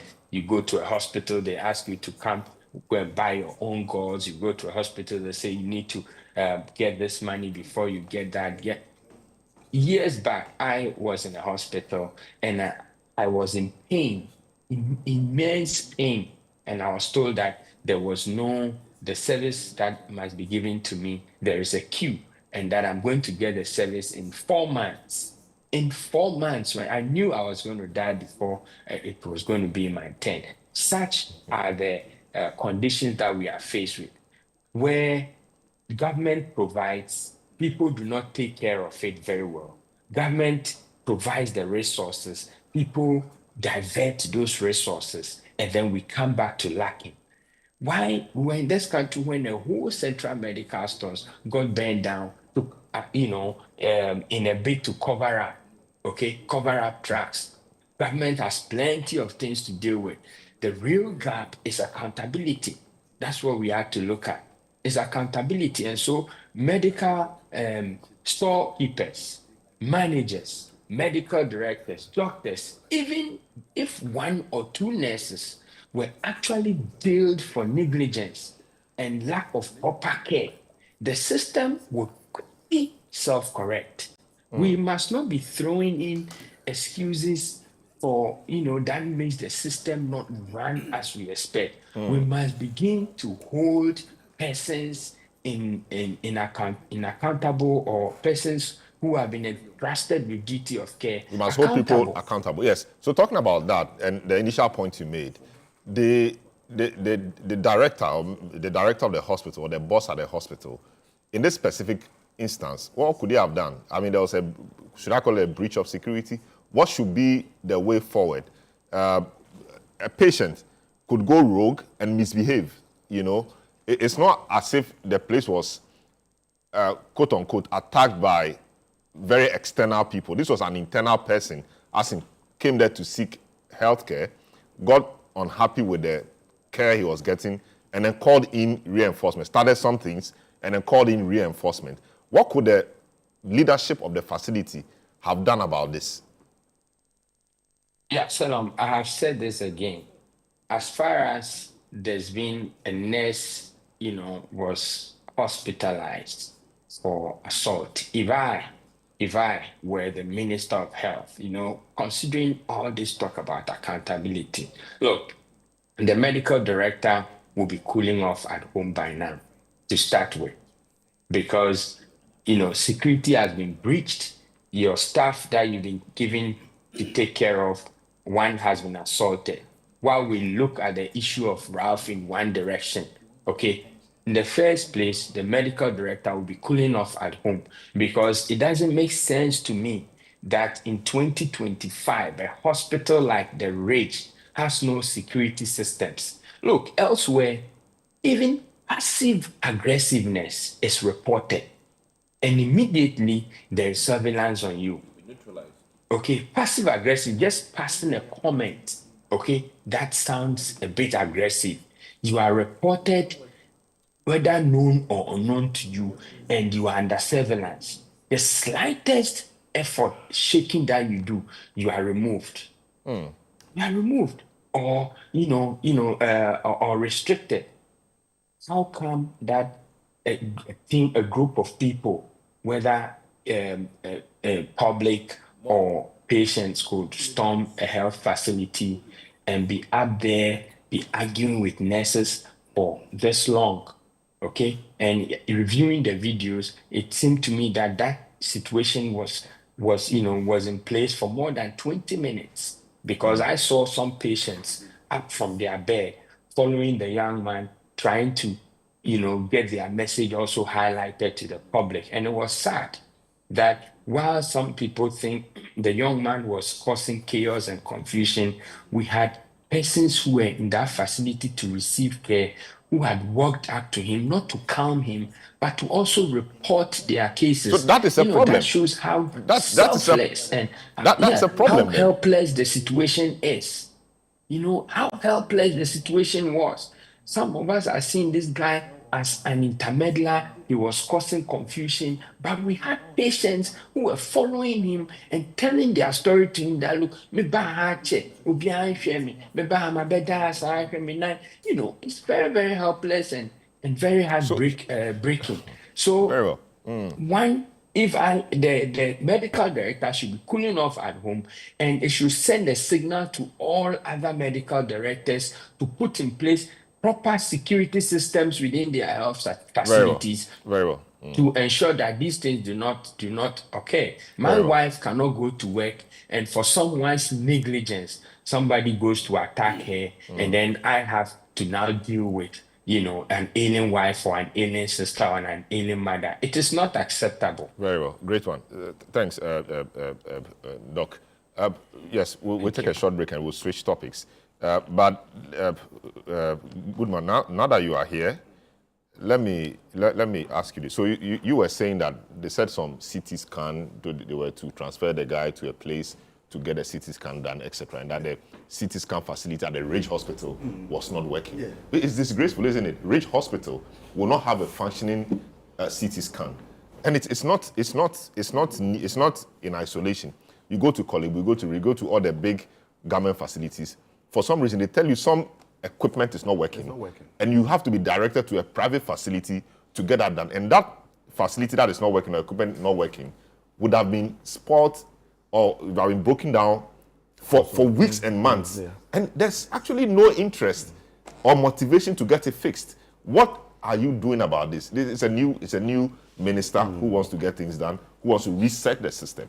What is the plan for that? So the minister has said that I just mentioned that going forward, we need not to buy equipment for hospitals to use, and then we don't even know where the proceeds go to. Let's create a CAPEX account somewhere. So if I bring you this equipment, whatever you generate from this equipment should go into the account in order to replace the equipment or to repair it anytime that equipment breaks down. That is the idea. And then the second thing is to now go into this PPP arrangement with the private sector. Because you can't keep buying and then it breaks down and then we'll go back to government. The CT scan is not working. They bring another one. You use, we don't know where the money goes to. Because, they just box all the money into one, use equipment money to do other maintenance work, buy water for the facility, and then the cash cow is just left there. So that is the way we are going. You can $260 million equipment replacement, and so today we can't find these equipment in the system. I see. Let me take a few messages. I'll take a break. This one from Edward says, my brother, I personally left the hospital ward with all the needles in my hand to go and report the nurse in charge to the second in charge of the hospital for neglecting me because I had complained of the pain I was going through. This happened at the Suntresu Hospital in Kumasi. In fact, this one from Kweku again says, in fact, the government should make more use of the administrators to manage the hospitals rather than the doctors. When I was in the UK, only 10% of hospitals were managed by doctors. I see. This one says, Salom, I'm a nurse. I worked in Ghana and the UK. Our health system, both nurses and doctors, is nothing to write home about. In the UK, there is patients Allison services, PALS, in every hospital where you can go for redress. At emergency wards, there is a policy to contact the patient within 30 minutes of visit. My experience at 37 Hospital Maternity, when my sister was there, and recently my mother on admission, leaves much to be desired. Our doctors and nurses need reorientation. They chose that profession. All right, you didn't add your name though. The nurse here is not really happy, but of course you hit the nail right on the head. Akosia from Accra says, "Good morning, ChannelOne TV. I have realized and observed that nurses who are rude and ignore client needs are mostly the female nurses. The male nurses are very friendly and calm to receive and attend to clients with smiles. More of the males must be enrolled into the nursing fraternity." That's Akosia from Accra. That's interesting. Akosia is genderizing the thing, and Akosia, I presume, is a lady. Well, this one says, Ghanaian, so more nurses like Jefferson here must be trained. Now you're saying it's a matter of interest as well, Akosia. Ghanaian nurses are so full of themselves, you say, and talk to patients rudely. I've had my fair share of that lackadaisical attitude of theirs. If they want to be treated with kindness, dignity, and respect, they should check themselves. From Francis, citizen Francis, says, why hasn't the Ghana Police Service arrested Ralph yet? The fact that he remains free despite his brazen actions, filming in hospitals, emergency ward, and putting patients at risk, screams of selective justice. It's time the authorities acted swiftly and upheld and held him accountable, just like they would with anyone else. Dr. Dakwa in DC says, good morning, Salam. There is a difference between medical negligence and delay of care due to shortage of staff. Ralph's case was the latter. So what he did was unnecessary, unacceptable. Look, they should just arrange rehab for him ASAP. Okay, let me take this. Okay, so that's it for the last one. This one says, okay, in respect of the licensing issues, Jefferson, people are telling me that they want to see more of the disciplinary actions, against nurses who are reported. It does appear we showed our own, and then we talk when it is external. So this one, providing some insight, says that nurses renew their PINs each year, and it comes with CPDs, professional evaluation, etc. So the point is, perhaps we also need to put in place systems in the hospitals that will make patients be able to freely write things and put them in suggestion boxes about the kind of care they get. And we must take that seriously. Sure. We must not just leave that for anybody to open and read. It should go to the very top so that people don't remove other things from there. They don't remove the key ones. No, the minister has actually directed that every clinic within the hospital space should have a suggestion box. Client service person there. Mm-hmm. Client service person means you are going to employ another person. No, we have a lot of persons, what do you call? National service? Non-clinical staff within, they can do that work. And so become they, an additional they job. They will concentrate on their work. But it's very important to have a client service. Okay. So they can relate with clients, and then what I'm hearing is that space. Some people empathize with you. Mm-hmm. Others also empathizing with you say you brought it upon yourself, even though I don't agree. But that is a sentiment you must take seriously and work on. This is a big issue. We will be right back, and I'm sure Jefferson will not be on that panel because we'll be dealing with Shatta Wale and some things. Don't go away. You're welcome to the big issue. 97.3 City FM just gone by as a discussion on the Ridge Hospital matters, and matters arising. Ralph St. Williams says, quote-unquote, invasion of the hospital and the alleged assault on the nurse. The nurse, subsequently, we saw yesterday, is taking out a writ or is filed some action at the court against him, seeking reliefs in the form of defamation and damages for battery, etc. Totaling 7 million, 5 million for damages for battery, and then 2 million for defamation. The next few days will review a lot. The minister has been there, and people are not happy about the minister's engagement with the quote-unquote aggressor. So we've dealt with all of that, and so now we move to another matter, which is in the entertainment sector. Ghana's dancehall superstar, called Shatta Wale has been in the news. He uses a Lamborghini vehicle, a luxury vehicle, but the IOCO and FBI and DOJ from the US have been on his case. They have been investigating the matter, and that matter traces to the particular vehicle that it was bought with proceeds of crime. And Shatta Wale would have to answer questions on that. Shatta Wale says he bought a car on the street from one Zach, whose identity he can't confirm or he can't verify. But months ago or weeks ago, he had said the car belonged to somebody else he was using to brand himself. And it does appear that the records or the documents on the car appear to be the same records or name or details of the gentleman who has been jailed in the US, a Ghanaian American jailed in the US for romance scam and things like that. It appears it's a wide web, and they are now closing in on the people.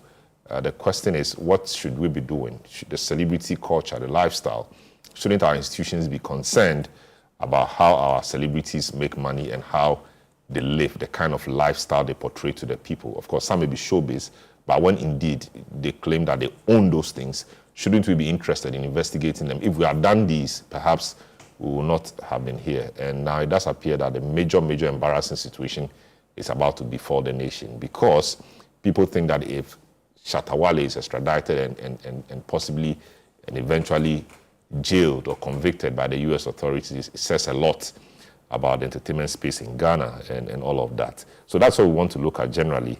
And my guests in the matter, Dr. Dixon Adomahu-Kwesi, former MP for Anya Soutun, Andrew Apia Dankwa, spokesperson, Movement for Change, and indeed Dr. Nanayawa Kwada, who is a public safety advocate, and he does many other things. And we'll be joined by Samida Akon, who is Director of Strategy and Research at the Office of the Special Prosecutor. Gentlemen, once again, you are welcome. I start off with you, Andrew. The Shatta Wale matter and all of the things we are seeing, IOCO getting involved, etc.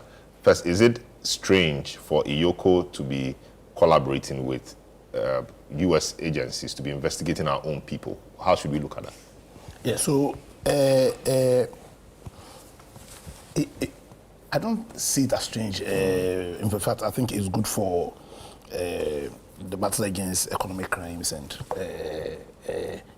the global view on money laundering. Yeah, because it's essentially if Shatta Wale or whoever it is, or people involved in this matter, because I understand that there's a Ghanaian American who's been convicted for romance scam, and that romance scam involves US citizens. You understand? And then the government of the United States, based on their obligation to protect their citizens, and based on the fact that where crime has been perpetrated in America against their citizens, then they also reserve a right to more or less pursue justice, and if that pursuit would be aided by they collaborating with the Ghanaian institution granted power to fight economic crime, then I think it's in the right direction. And so I think on that score, I think it's in the right order, and I personally don't see any issue with it. Now, when we come to the issue of the Shatta's case and the celebrity culture and then all the lifestyle issues, my view, and I think that this is one of the biggest problems that we have been dealing with as a country, is our inability to enforce the laws. Because all the issues about lifestyle auditing and they're all issues that have been dealt with by the law. They are as in one country. We have FIC, Financial Intelligence Center. We have IOCO. We have the we have OSP, who can deal with those things, even CID and all of those. CID. And yet, as in, without being a security person myself, a simple question, as in, you see some lifestyles, and the question is that how much do they earn, and are they able to fund the lifestyles they are living. And what even makes the case very sad in Ghana is how we use social media here. So they blatantly show this lavish lifestyle on social media. Well, if it's a legitimately earned what's called lifestyle, I don't have an issue with it. In fact, we should even encourage people to work hard to be able to then live their life the way they want to live it, insofar as it is legal. But it is worrying when you see a lot of lifestyles that really begs the question: how much are they? What's called earning, or whether or not they are making legitimate money to earn those lifestyles. And really, Yoko or the bodies granted the powers to check them don't work. So in the Shatta's case, I'm very sure Yoko was prompted by the US. In fact, I've had communication to that what's called effect, so that if the US or people connected to the US were not involved, would Yoko have acted? And that's a worry. So for me, I think that we need to solve the issue of the enforcement of the law. It's not enough just rather than signing treaties and what's called passing laws in our parliament. Unless and until we enforce those laws, then the purpose for which we even grant people powers to enforce to enact laws will be lost on us. I also want to comment on the issue concerned as in the people gathered, Shatta's supporters gathered. I must put on record that I'm a huge Shatta Wale fan. Oh, yeah, Shatta fan. So, Shatta were you there? I wasn't. I'm a huge Shatta Wale fan. I think he's super talented. But there's a reason why we created a system and said we want the system to be governed by the rule of law. Yes, and one of the binding principles of the rule of law is that we are all equal before all of us. Yeah, you understand? So that if and the purpose for we taking up ourselves the rule of law is because we will accept. I think it's a generally accepted view that that's the only way in which our rights to our lives, our rights to our liberties, and our right to pursue our own happiness can be guaranteed. And it is our duty as citizens of Ghana to behave in a manner that will entrench the rule of law. So that if bodies that our laws have mandated, you understand, to protect all of us, you understand, are acting or in a manner in accordance with their mandate, then it's not in any of our interest for citizens to amass the... But they see the politicians do it, and it does produce results. So yes. if the politicians have done it and they've had results, why not? In fact, so I think this call is not just to the Shatta supporters, but also to the politicians themselves. Except that in the case, as in so, a typical example of where the politician mass was during Chimawuntumi's case. In that case, I think Yoko was wrong. And so I did not say anything wrong. Yoko was wrong, as in terms of the bail conditions? In terms of that 48 hours, because see, the Constitution says clearly that the only grounds under which any Ghanaian should be kept in custody for more than 48 hours is by a court order. I mean, I don't think it's a defense. So where the bail is being granted, but the conditions have not been met, what can be done? So that when you are giving your police inquiry bail, you should have that in mind. The bail condition shouldn't be so onerous that there'll be a chance of that 48-hour rule being breached. But the onerous nature of the bail would depend on the person involved. Is that not the case? No, and that's why. So because you are not the court, because the Constitution is so clear that the only body that can ask for somebody to be kept, somebody's freedom to be taken more than 48 hours is the court. Is the court.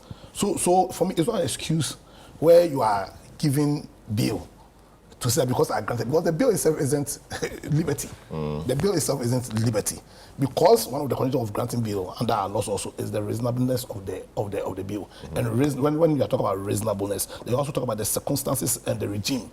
And the regime, insofar as a bill condition is being granted outside of the court, is that you should not, because the person is, for interpose, is still innocent. And so in the case of the Chimawuntumi, when the politician amassed after the 48 hours, I think it was in line with our constitution. Except because they were all MPP people, and because MPP has lost so much credibility, people did not, as in how we interpreted it, we personalized it.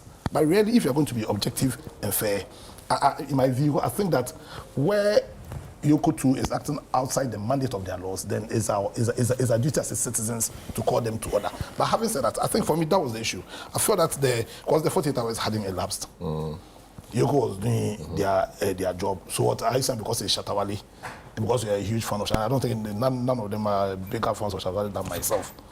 Yeah, it's not a justification for. And I think it's a culture that is quietly creeping into our society, and we must find a way of nipping it in the bud. Other than that, then we risk creating a situation where some people will be more equal before the law than others, and we don't want that. It shouldn't matter whether you're a celebrity, whether you're a politician, but if you breach the law, then the law must. But in how the institutions granted powers to enforce the law also act, they must act within the confines of the law. And then lastly, I think, so Yoko, FIC, they need to look seriously at the lifestyle audit issue. It's something that we need to seriously, if it means we don't have, I think in the UK they have what's called is it unexplained wealth order. They have a law that I think unexplained wealth order. I don't think we have anything of that. Yeah, not as in a full law, as in an act. Yeah. But I think bits and pieces from various laws. And that's why I think so. Also, we also need to find a way of putting all these laws into one body. Makes it easier. But there again, like I said earlier, so it's important to pass the law. But what's the appetite to enforce the law? Because unless we have a serious appetite to enforce the law, then we risk creating a system which will become lawless, and I don't think that's the kind of we want. So yes, I'll encourage you. I think they are doing a great job. The fact that because if Yoko for a very long time has been used as has been weaponized as a political tool going after politicians. But Yoko's job is not just to deal with politicians, because economic crime isn't done by just politicians. So I like this new Yoko. The fact that even though some of us believe it's because they were prompted by the US itself. But I think it's high time they treat the Anti-Money Laundering Act seriously, and they treat all the various bodies of laws, bits of laws that deals with unexplained wealth issues. Great. Dr. Kwada, let me come to Dr. Kwada before Dr. Dixon Aduma. Yes, you've been following the issues. Yoko being prompted by FBI and DOJ to get this done. The issue that has come to the fore is how Ghanaians embrace unexplained wealth that often people are not able to explain. The case in point, when the gentleman was asked where he got it from, the answers he gave, from what we were hearing, the answers were not or could not really hold water. How should the approach be? Of course, we've not reached a point where we can conclusively say that he's not been able to explain how he bought a car. He said he bought it $150,000.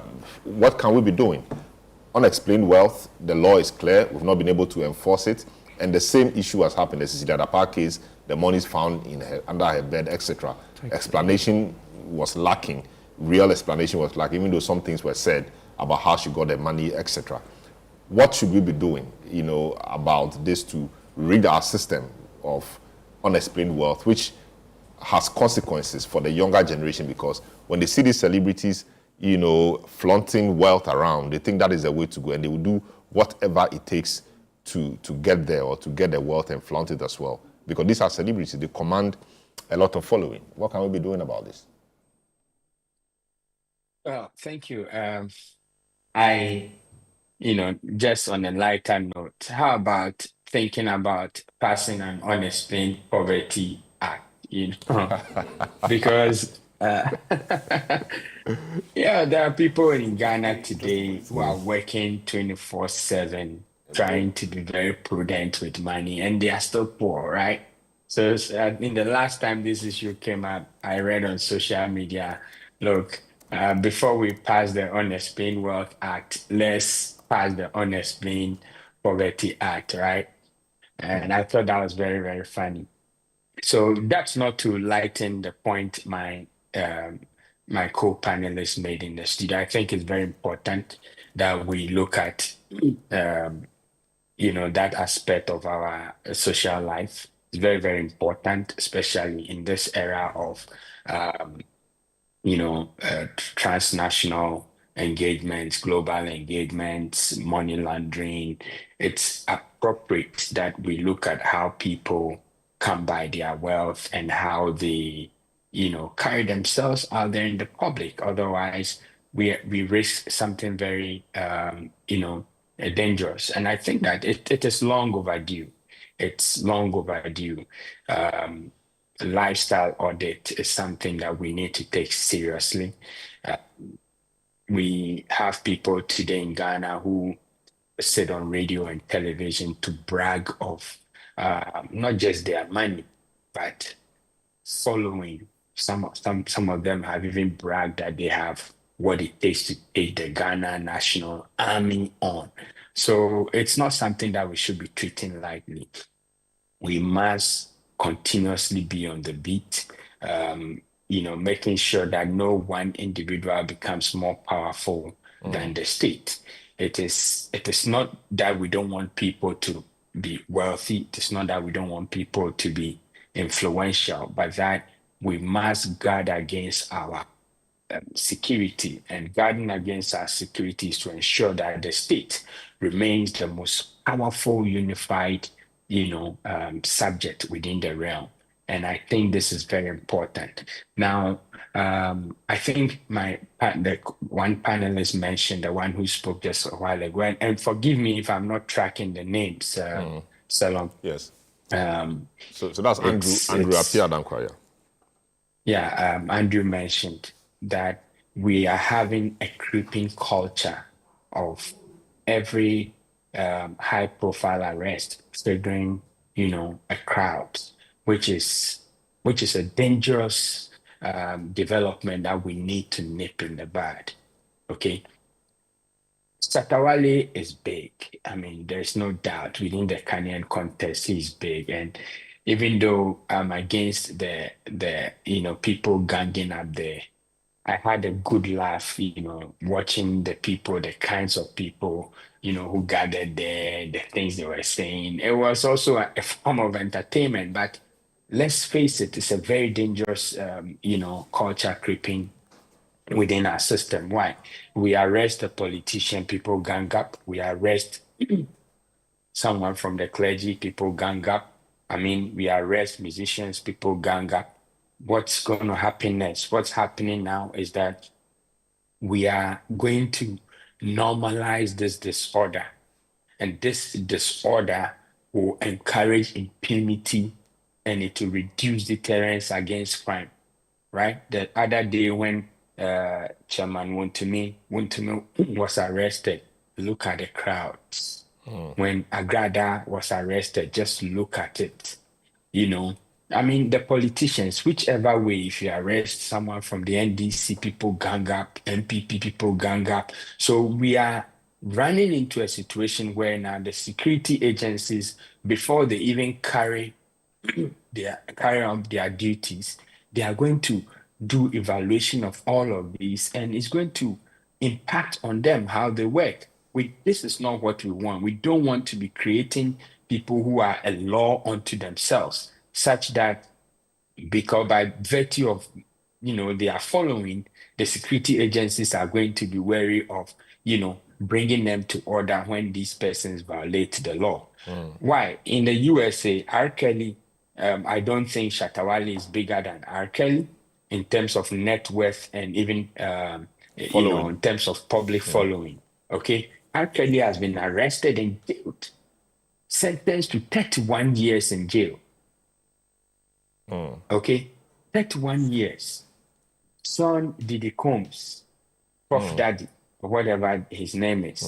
Apparently he's been, tried, and I understand that his case has ended. They've sentenced him on some counts, and he's now waiting. He's been, found guilty, and is now awaiting sentence. Not a single life was on the street. There are about 5 more top musicians in the USA who have been arrested and are currently facing, prosecution, are going through prosecutions. Not a single soul came on the streets. Why? Politicians were arrested, not a single, people were protesting, people were standing with them, but nobody ganged up. So this ganging up of crowds when persons of influence are arrested is a bad culture, very dangerous culture that we need to nip in the bud. Either we'll have to pass laws, because I know we have a Public Order Act. We activate the Public Order Act, or we pass other laws that will, navigate the nuances of such arrest so that we do not have these. You can protest against an arrest, but in other means other than ganging up, because what will happen in future, and if we don't check this, is that the situation may escalate, and if it escalates, it can become violent. People, properties may be destroyed, people's lives may be lost, people may be injured, and it can even run into the communities. In some cases, it can even follow the law enforcement officers to their homes. So we don't have to encourage this culture that's creeping in. It is absolutely dangerous, and the earlier we nip it in the bud, the better. Very well. This is a big issue. I'll take a short break. When I return, we'll hear from Dr. Adumaku Kisi on his views about this, and then we wrap up the show. This is the big issue. Don't go away. All right, you're welcome back. This is the big issue, the final lap of the program. We're discussing the Shatta Wale matter, cybercrime, IOCO, law enforcement, unexplained wealth, flaunting of wealth, what security agencies of law enforcement can do. We heard from lawyer Apia Dankwa and then Dr. Ananaya Akwada. Dr. Adumaku Kisi is here for a stick on this. So, Doc, a lot has been said about enforcing the laws, etc. Did you feel that there is the willingness on the part of law enforcement to really go into finding out how these guys make money, etc.? Because if you can't explain it, then it means there's a problem. But we don't appear to be interested in things like that. What's the reason? Well, let me say that personally, I cry when people are victims of cybercrime. And it's become a huge thing in this country. Mobile money theft, amongst other things. And if you've witnessed or been a victim, you appreciate the fact that it's not a laughing matter. Elderly people's mobile money are being stolen just like that. And it's become very sophisticated. So if you are not smart, listen, everything. You can be smart, but these guys will outsmart you. And I think that from that perspective, carjacking, car theft in the Northern American hemisphere is a very serious thing. I've had issues where, especially in the winter, you warm your car and only come back to an empty parking lot. These things are bad. And I think that as a nation, we should not try and achieve that reputation of a place where stolen cars end up. It's going to be very bad for us internationally in terms of our shipping records. And for me, I think that is a more serious reason why cars entering this country and the people involved need to be carefully looked at and dealt with in a very brutal way, forgive me, in the sense that it's serious high crimes. And these cars are quite expensive. Yeah, but how would we know? How will you know? Third person, how can a third person know that this is a stolen car? That's difficult. No, I'm not, and I'm saying the enforcement system in this country. So we're talking about how it went through the port, DVLA, registration, all of this. Yeah, but makes it very important. Yeah, how would the system know? Or there's a way the system can know that this is a stolen car? Listen, if the car was stolen maybe today, shipped tomorrow. You don't ship overnight, forgive me, unless by flight. And even that, I think even the thieves need to be educated in terms of car tracking systems. And the fact that now we're in a global village. Once you post videos from Africa flaunting things, you yourself put yourself up and is quite infantile to video yourself by a stolen car. And I mean, it begs the question: are we really aware of how incriminating these things are?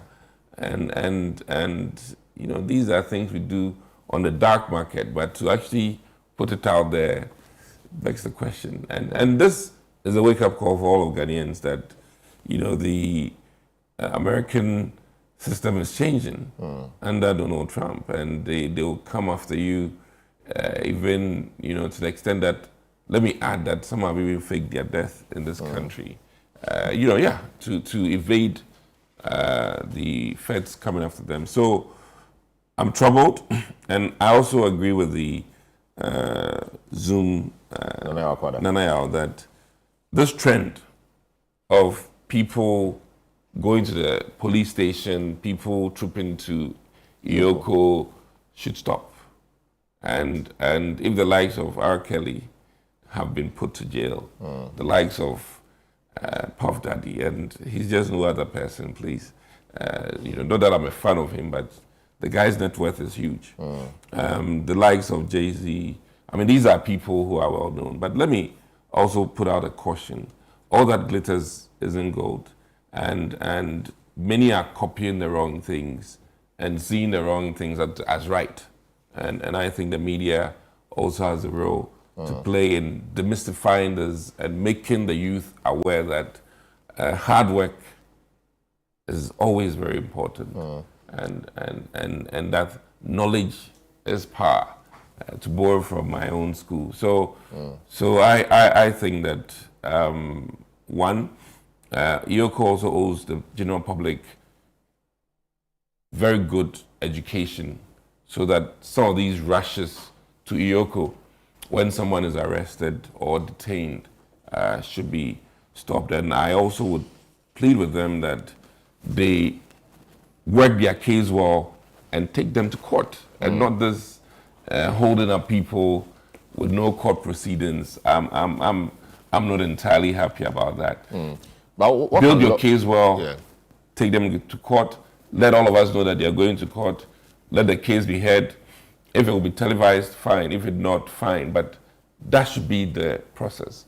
These huge gaps, you arrest today, you know, it's now that you're doing investigations, you don't have as it is, a court case. I mean, it's troubling. No, but the arrest is part of the process. You want to hear the person, you want to interrogate the person. So we're still building the case or the document. Are interrogations necessarily 24 hours, 48 hours? I mean, what is it? I mean, if you've built your thing well, I've seen scenarios where the FBI go through garbage for 2 weeks, 2 months. So by the time they grab you, you know, it's just 3 hours of interrogation. And it's either you're getting your bill and going home and facing the court, or, you know, so I think that Ioko should not over-aggrandize itself. It should have limitations as to the delays and even, quote unquote, people or persons of interest have rights. And that cannot be trampled over. I see. Yeah. Whilst we wrap up, of course, let me say that today, I mean, today is Doc's birthday, and we wish him the very best of the day. That's right. And was speaking to all of us. you know, strangely, yeah, you know, and even Dr. Akwada too, I guess. You know, so it's, I mean, happy birthday to you. Thank you. You've been an amazing person. Happy birthday. Great guy. But you support a candidate also in the upcoming MPP election. Oh, yes. Your candidate, Brian Champong, appears to be showing up in the polls. The latest one by Musa Dankwa appears to be giving him some percentage. Some percentage. Well, how is the camp feeling about that? I'm happy you've asked this question. One, let me say categorically that past performance of polls are no guarantees. And I am of the opinion that this poll is premature. It should have been done when all the candidates, especially the new entrants, have had a chance to engage the constituencies. There are 276 constituencies. The General Secretary has stopped us from engaging them until Akwetia election. And I see this as a paid for advert in a way. And I think that respectfully, Musa Dankwa should come again sometime in November when each aspirant has had an opportunity to visit the constituencies. I mean, listen, Dr. Baumia, fantastic guy. As it stands now, many who are with him have even declared to stand in the election. And these are people who moved with a number of people. So this percentage, especially when you don't even have the state machinery, and as it is the before now machinery that helped you, begs the question. So I think that as a researcher as well, one, we will not take for granted the polls. However, I think that it's rather untimely and premature, and forms have been picked. We've not had the chance to engage anybody yet. So I think that... But the explanation or the conversation around this suggests that your candidate is eating from Honorable candidate Japon's stock. The candidate himself was in Baumia stock, so it begs the question.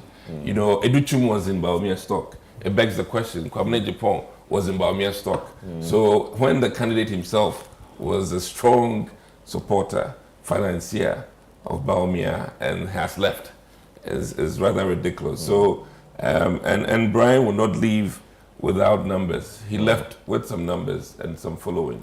So I think that, one, this is premature. Two, when you're doing research, you should be mindful of the timing and the surrounding circumstances. Nominations have been opened. None of the aspirants, especially the new ones, have been allowed to even visit one constituency. So I think that this is not very pictorial or reflective of the current happenings on the ground. Granted, we all know the MPP polls were erroneous, heavily erroneous, based on the results we got in the elections. And internal primaries, by January 26, anything can happen. Very well. Anything can happen. Well, very well. So just to let people know, Musa Dankwa put Baumia at 52, Kennedy Japan at 17, Brian at 3, Honorable Oseduchum at 1. But he did say that Brian Champon appears to be the one, the fastest rising, whatever that means. All right. So this is how we conclude today's edition of the program. My guests have been, of course, Dr. Dixon Adomaku Kisi, former MP, Anyaso Otum, Andrew Apia Dankwa Esquire, private legal practitioner, spokesperson for Movement for Change, Dr. Nanaya Akwada, who is a public safety advocate, executive director for the Bureau of Public Safety. And of course, earlier you heard or saw Tony Goodman, head of communications at the Health Ministry, and then Jefferson Asari, the Greater Accra chairman of the Ghana Registered Nurses and Midwives Association, who dealt with the earlier matter of the Rich Hospital. This is how we conclude today's edition of the program. My name is Celeb. I don't know. Have a good afternoon.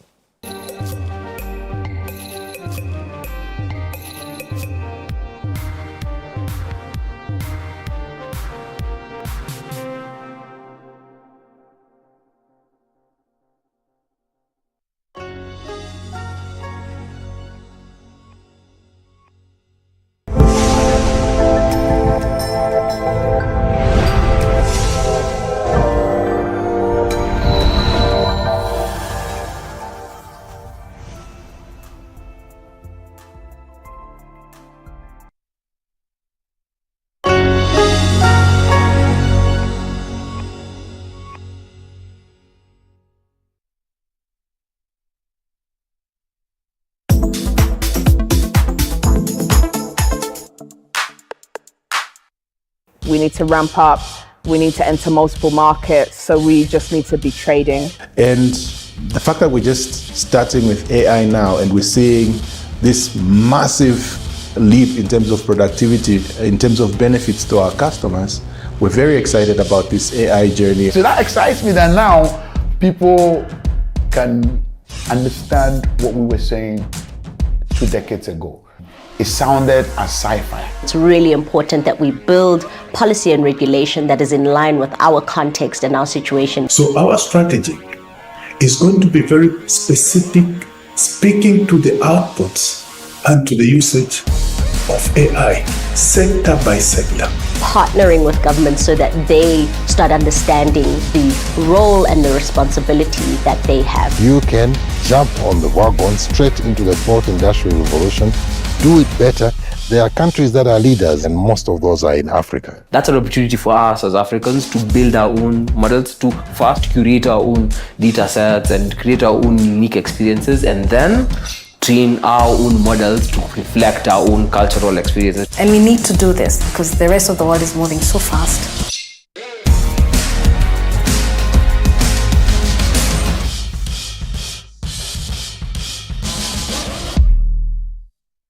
Rolling. 3, 2, 1, action.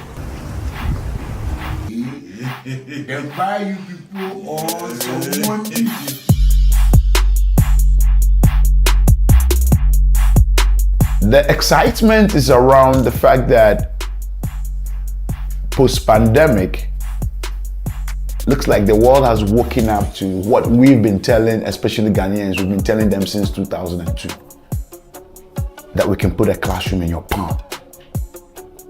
In 2003, 2004, when we started advocating for technology in enhancing education, it sounded as sci-fi. Okay? And we were using diskettes, telling them that you can actually put the past questions on the diskette and measure strength and weakness. We sounded like people from the future. So what excites me now is that parents are calling me and say, hey, I want to put my son on e-campus. And I'm like, oh,